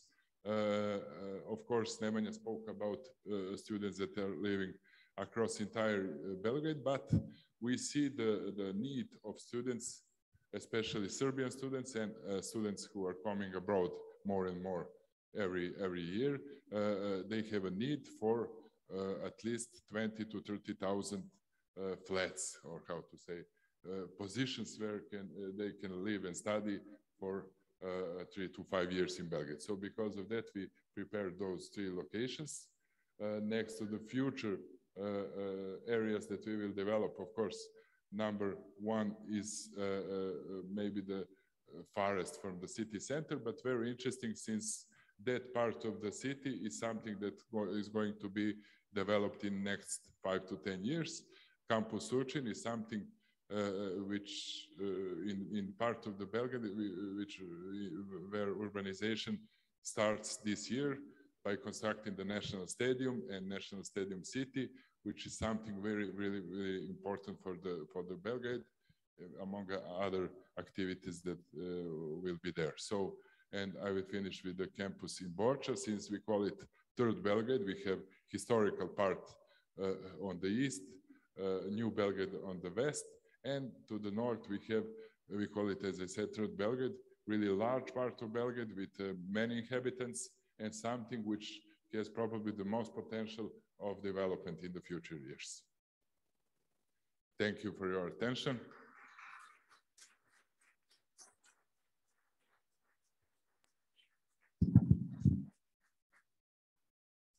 Thank you very much for a kind presentation. Now going to our second largest city, equally dynamic, offering equally interesting opportunities. So the city of Novi Sad, please join us. The floor is yours. Thank you very much.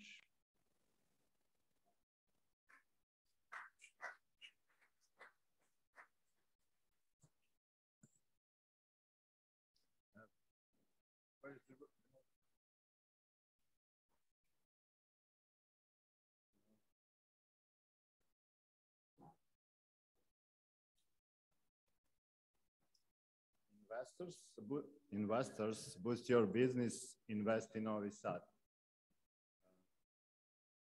Novi Sad, it occupies the area of 699 square meters. It is the second largest city in the Republic of Serbia with more than 400,000 citizens and over 29,000 business entities. The number of employed is more than 150,000. Unemployment rate is 7.9%. City budget is 286 million euro and credit rating is Ba3 according to Moody's Investor Service. Time zone is GMT +1 and average income is 511 euro. As you may see on the map, Novi Sad has ideal geostrategic position. Red line is Corridor 10, Highway 75 and E70, and blue line is Corridor 7, River Danube and International Port. Corridor 7 with Highway E75 and E70 and railway track connect Novi Sad to the Central and Western Europe and Asia Minor. Corridor 7, the River Danube, connect Novi Sad to the North Sea and Atlantic Ocean by the Rhine-Main-Danube Channel and to the Black Sea. Port of Novi Sad has 3 international river verbs and International Airport Nikola Tesla Belgrade is just 80 kilometers from Novi Sad, approximately 54 minutes. Novi Sad will hold the title European Capital of Culture in 2022. Novi Sad is among one of the first cities outside the European Union to be declared the European Capital of Culture, fostering the richness of diversity and interculturalism. Novi Sad will improve the city's cultural life with new programs, new processes, people involved, citizens, cultural institutions, associations, organizations, artists, and new spaces for culture. Business opportunities. First of all, industrial land and build to lease opportunities. Location number 1 is Work Zone Sever-1. It's located in the northern part of city of Novi Sad, just 5 minutes from a Highway 75 or Corridor 10. Like I told, Corridor 10 connect Novi Sad to the Central and Western Europe and Asia Minor. Total available area is approximately 20 hectares and number of floor for that lot is maximum ground floor +2. Location number 2 is Work Zone Rimski Šančevi. It's located in the northern part of the city of Novi Sad, next to the Highway 75. Total available area approximately 2 hectares, but divided small lots.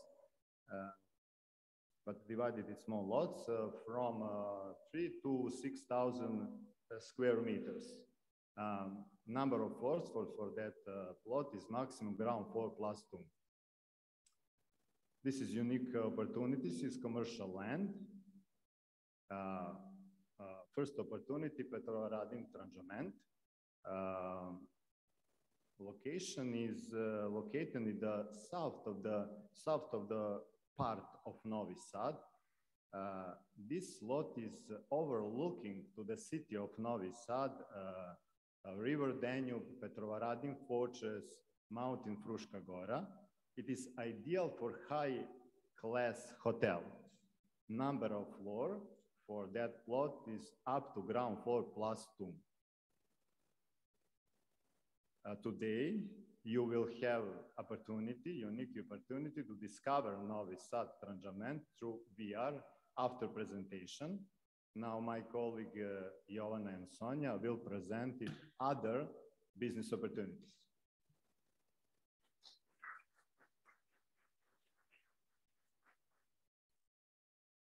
Good afternoon, everyone. Next business opportunity in our city is build to lease. This location is located in the work zone North 2, very close to the main boulevard in our city, and only 10 minutes from the highway E75. And it is planned for construction of the wholesale market. It covers area of 10.5 hectares. And here you can see the possible layout of the wholesale market facilities, like logistic platforms, warehouses, uploading and unloading area, warehouses, and etc.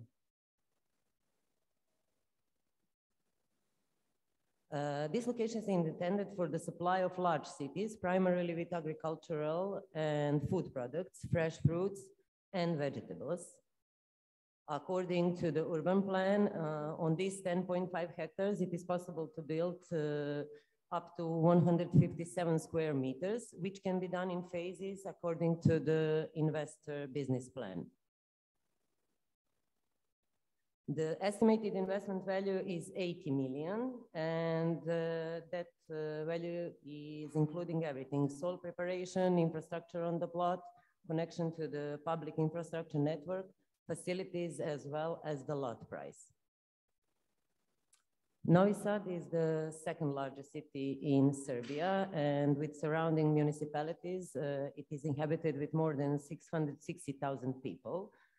And this ideal geostrategic position actually has the potential to serve as a wholesale distribution center for the north part of Serbia.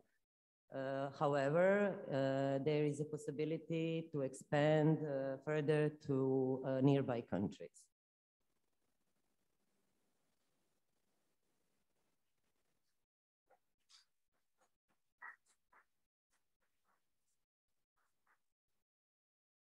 Good afternoon once more, ladies and gentlemen from Novi Sad. It is my utmost pleasure to present Novi Sad's final investment project for today. Our next business opportunity is Bridge Hotel, which is planned to be financed throughout a public-private partnership. The Bridge Hotel is a multifunctional concept consisting of hotel, other commercial facilities, and pedestrian infrastructural bridge over the canal Danube, which is flowing directly into the Danube River, which is the key water route throughout Europe between east and west. As you may see on the picture on the left, this bridge is located between two work zones in the city of Novi Sad. In work zone Sever 4 or North 4, we have several industrial seats of several multinational companies. And this work zone is directly next to the highway. On the southern part, it's work zone 7-3 that is just 5 minutes drive from the city center. This revival of this area near the existing work zones will enable to fulfill following goals. That is the advancement of infrastructure, boost the economic development, and enhance the quality of life, not just for the citizens of Novi Sad, but also for tourists and people from surrounding areas, but most importantly, for business people that are visiting our city. Here you can see the preliminary design of the Bridge Hotel.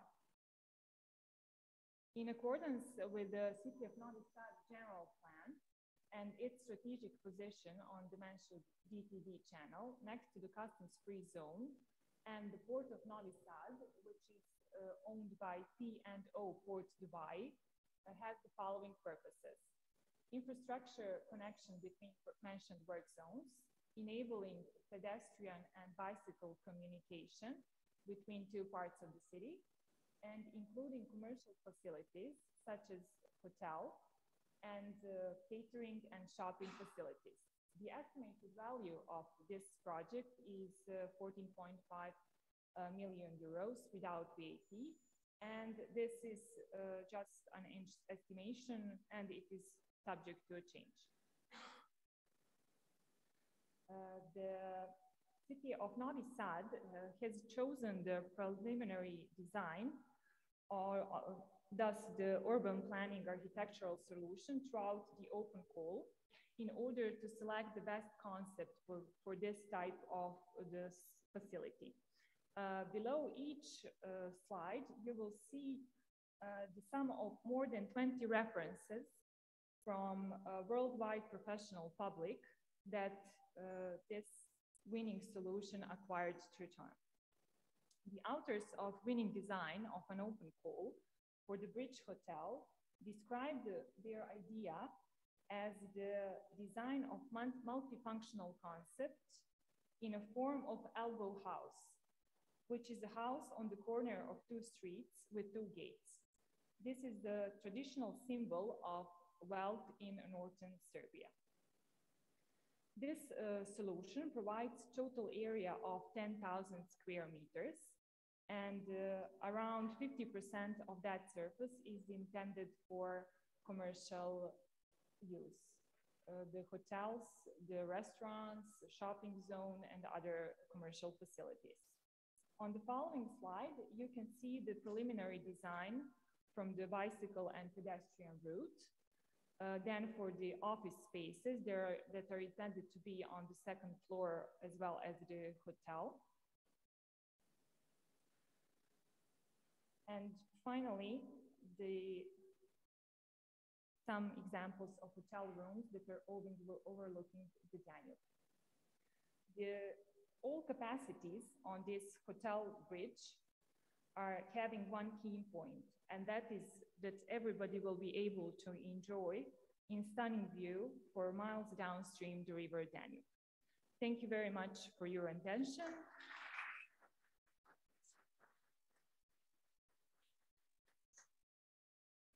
Thank you very much. And now I would like to call again our dear friend Nemanja from Development Agency of Serbia to showcase more about the investment opportunities in tourism.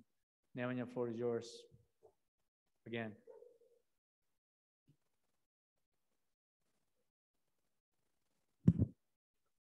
Thank you very much, Igor. Okay, to remove the mask. So we once again actually hang out here. Thank you very much for staying such a long time. So now we will focus on the investment potential of Serbian tourism. And by Serbian tourism, we really want to emphasize actually spa and special climate regions. So in order to actually understand Serbian tourism and our potentials, we'll need to go through 5 different pillars.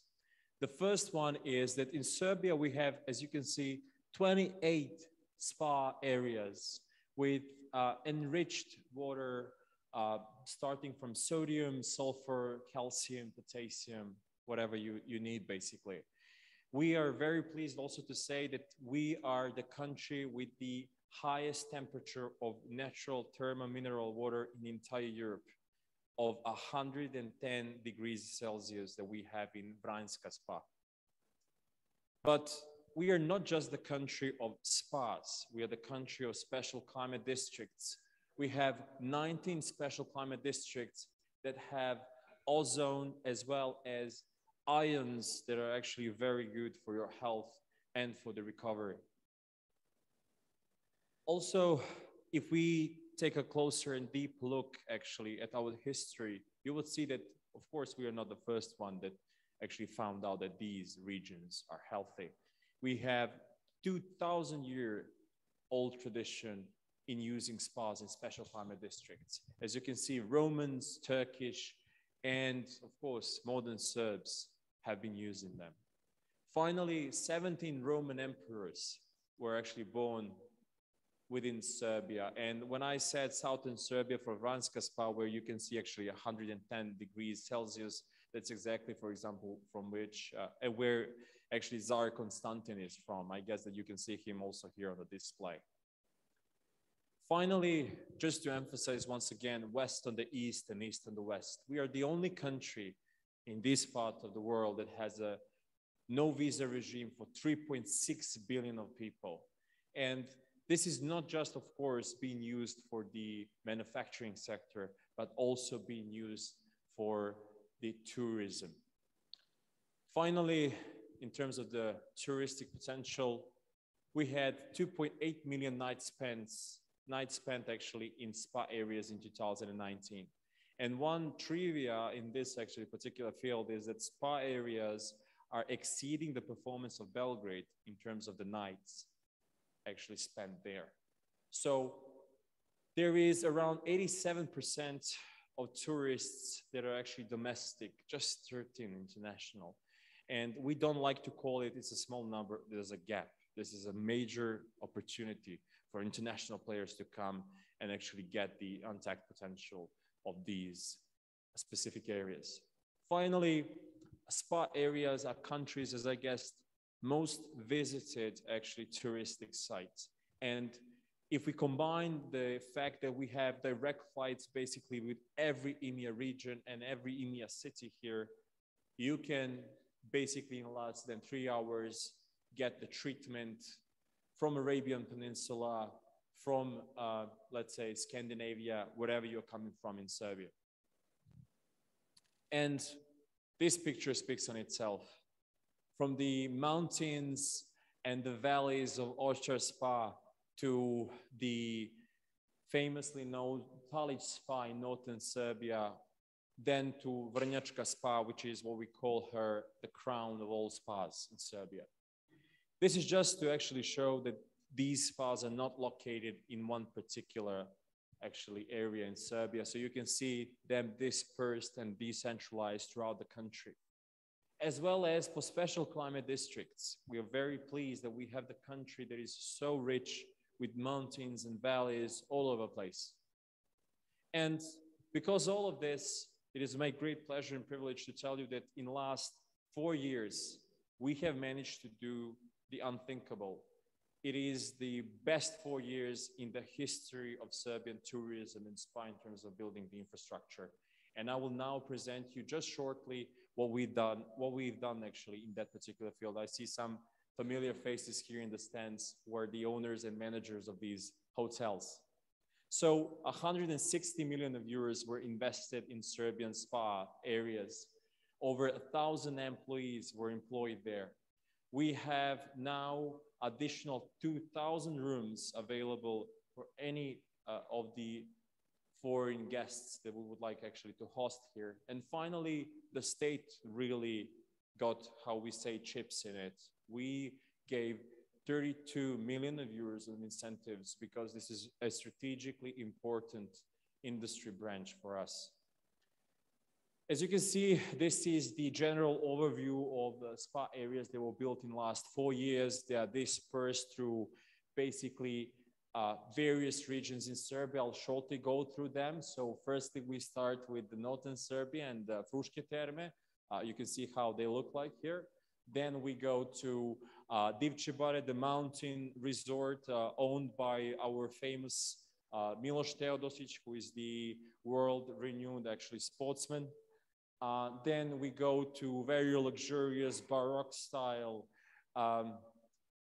Tornik Hotel in Zlatibor Mountain in Western Serbia. Then we have 4 hotels in the crown of all spas, the place named Vraniachika Spa. So there you'll have Hotel Fontaine or Hotel Fontana, how we say it, Hotel Tonanti, which is 5-star hotel there. Also, we have the Aqua Park in the Terme Vrnci. And finally, we have a very luxurious, old-fashioned hotel villa, boutique basically hotel within the central zone of Vraniachika Spa. What we also built is Eastern Serbia. So in Eastern Serbia, we have Sokobanja, which is famously known for its water, but also the ions in the air and ozone that you can get there.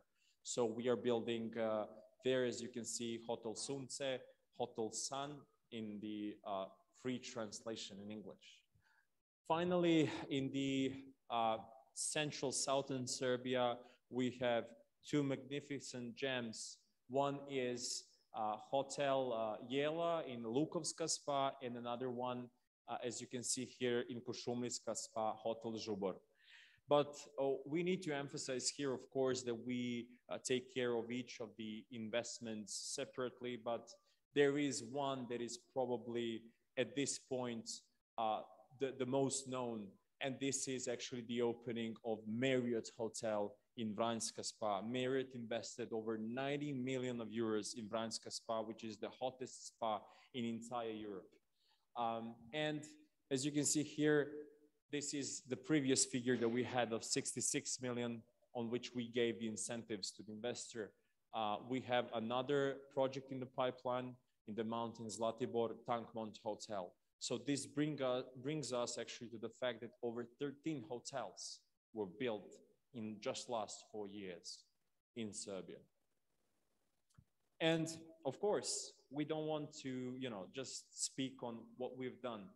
We really want to see you invest further. That is why we selected 6 special outstanding spas just for this occasion here. Starting with southern Serbia and Vraniachika Spa. Vraniachika Spa is in southern Serbia. It has 43 degrees Celsius of water temperature.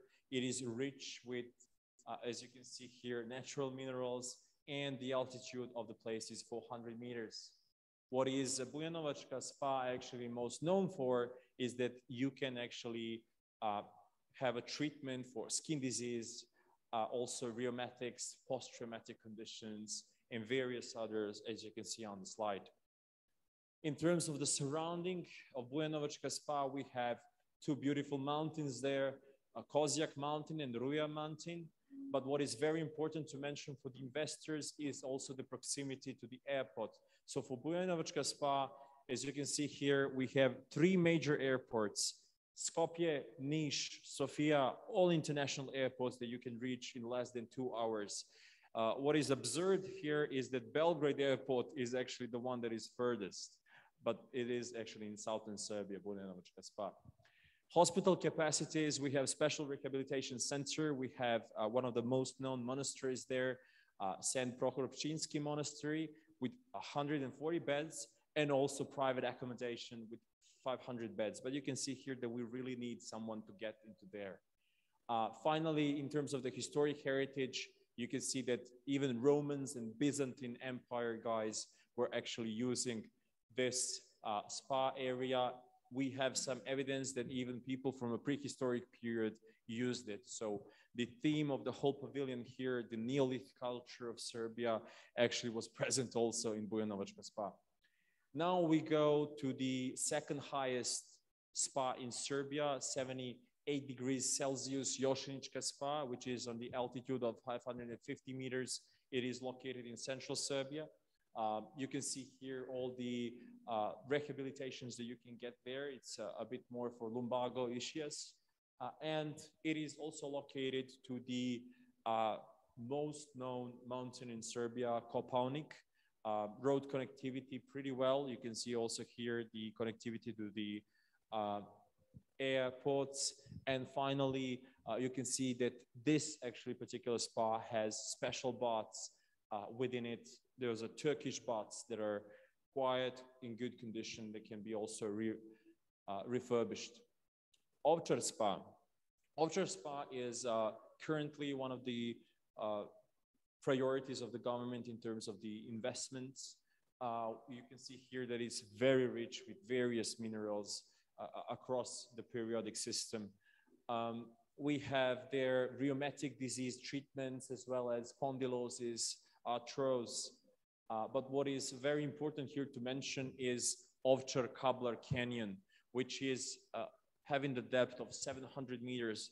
So you can actually see here from this picture, it's tremendous. It's really breathtaking for photo tourism and for Instagram tourism, of course. Finally, we go to the northern Serbia. Kanjiža Spa, 72 degrees Celsius, enriched with minerals. Rheumatic disease, as you can see here, conditions after injury to the bone could be also cured there. And you see here also the amenities that we have there. What is particular for this specific spa is we have Tisa River, actually, which is meeting Danube in Serbia. So you can use basically one of the major rivers in Serbia for the amenity purposes, maybe some rafting.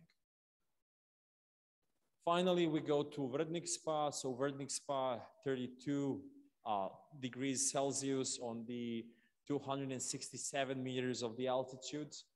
We have there various curements, so basically spine problems, migraines could be actually cured there, even respiratory problems, especially in COVID era, you can actually use this spa in order to rehabilitate.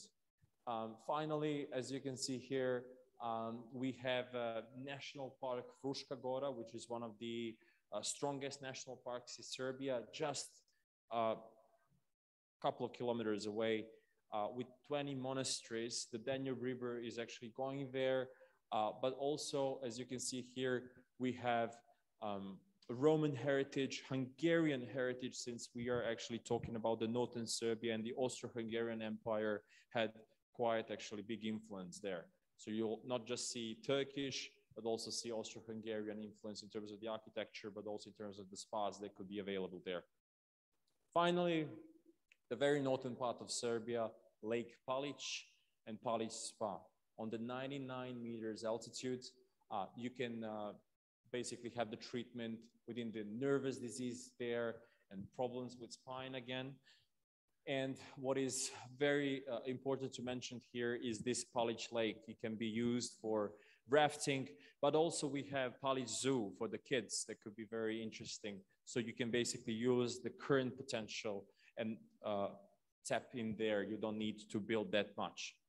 Palic also spa is located on the very border with the our friends from Hungary. So basically, if you want to also tackle European Union tourists, you can do it from this place. We conclude this presentation with one last thing, and that is just to explain that we as a country really stand strong behind this sector. So you can see here that if you invest 2 million euros in spas and special climate districts, and if you employ at least 70 people, we will get 20% of the CAPEX from the state in cash incentives. This actually shows the commitment from the state, but also our openness to really enrich these potentials and build upon them. We have various other incentives. I already covered this, but if you would need any other information from my side, I'll be very pleased to talk to you. Thank you very much once again for staying such a long time here, and hope to see you soon. Thank you. Thank you. So thank you everyone. Thank you, Nemanja. Thank you all these speakers and guests. With this presentation, we conclude today first investment conference on real estate. Thank you for joining us, and I invite you to join us again below for a small networking. Thank you very much. Enjoy.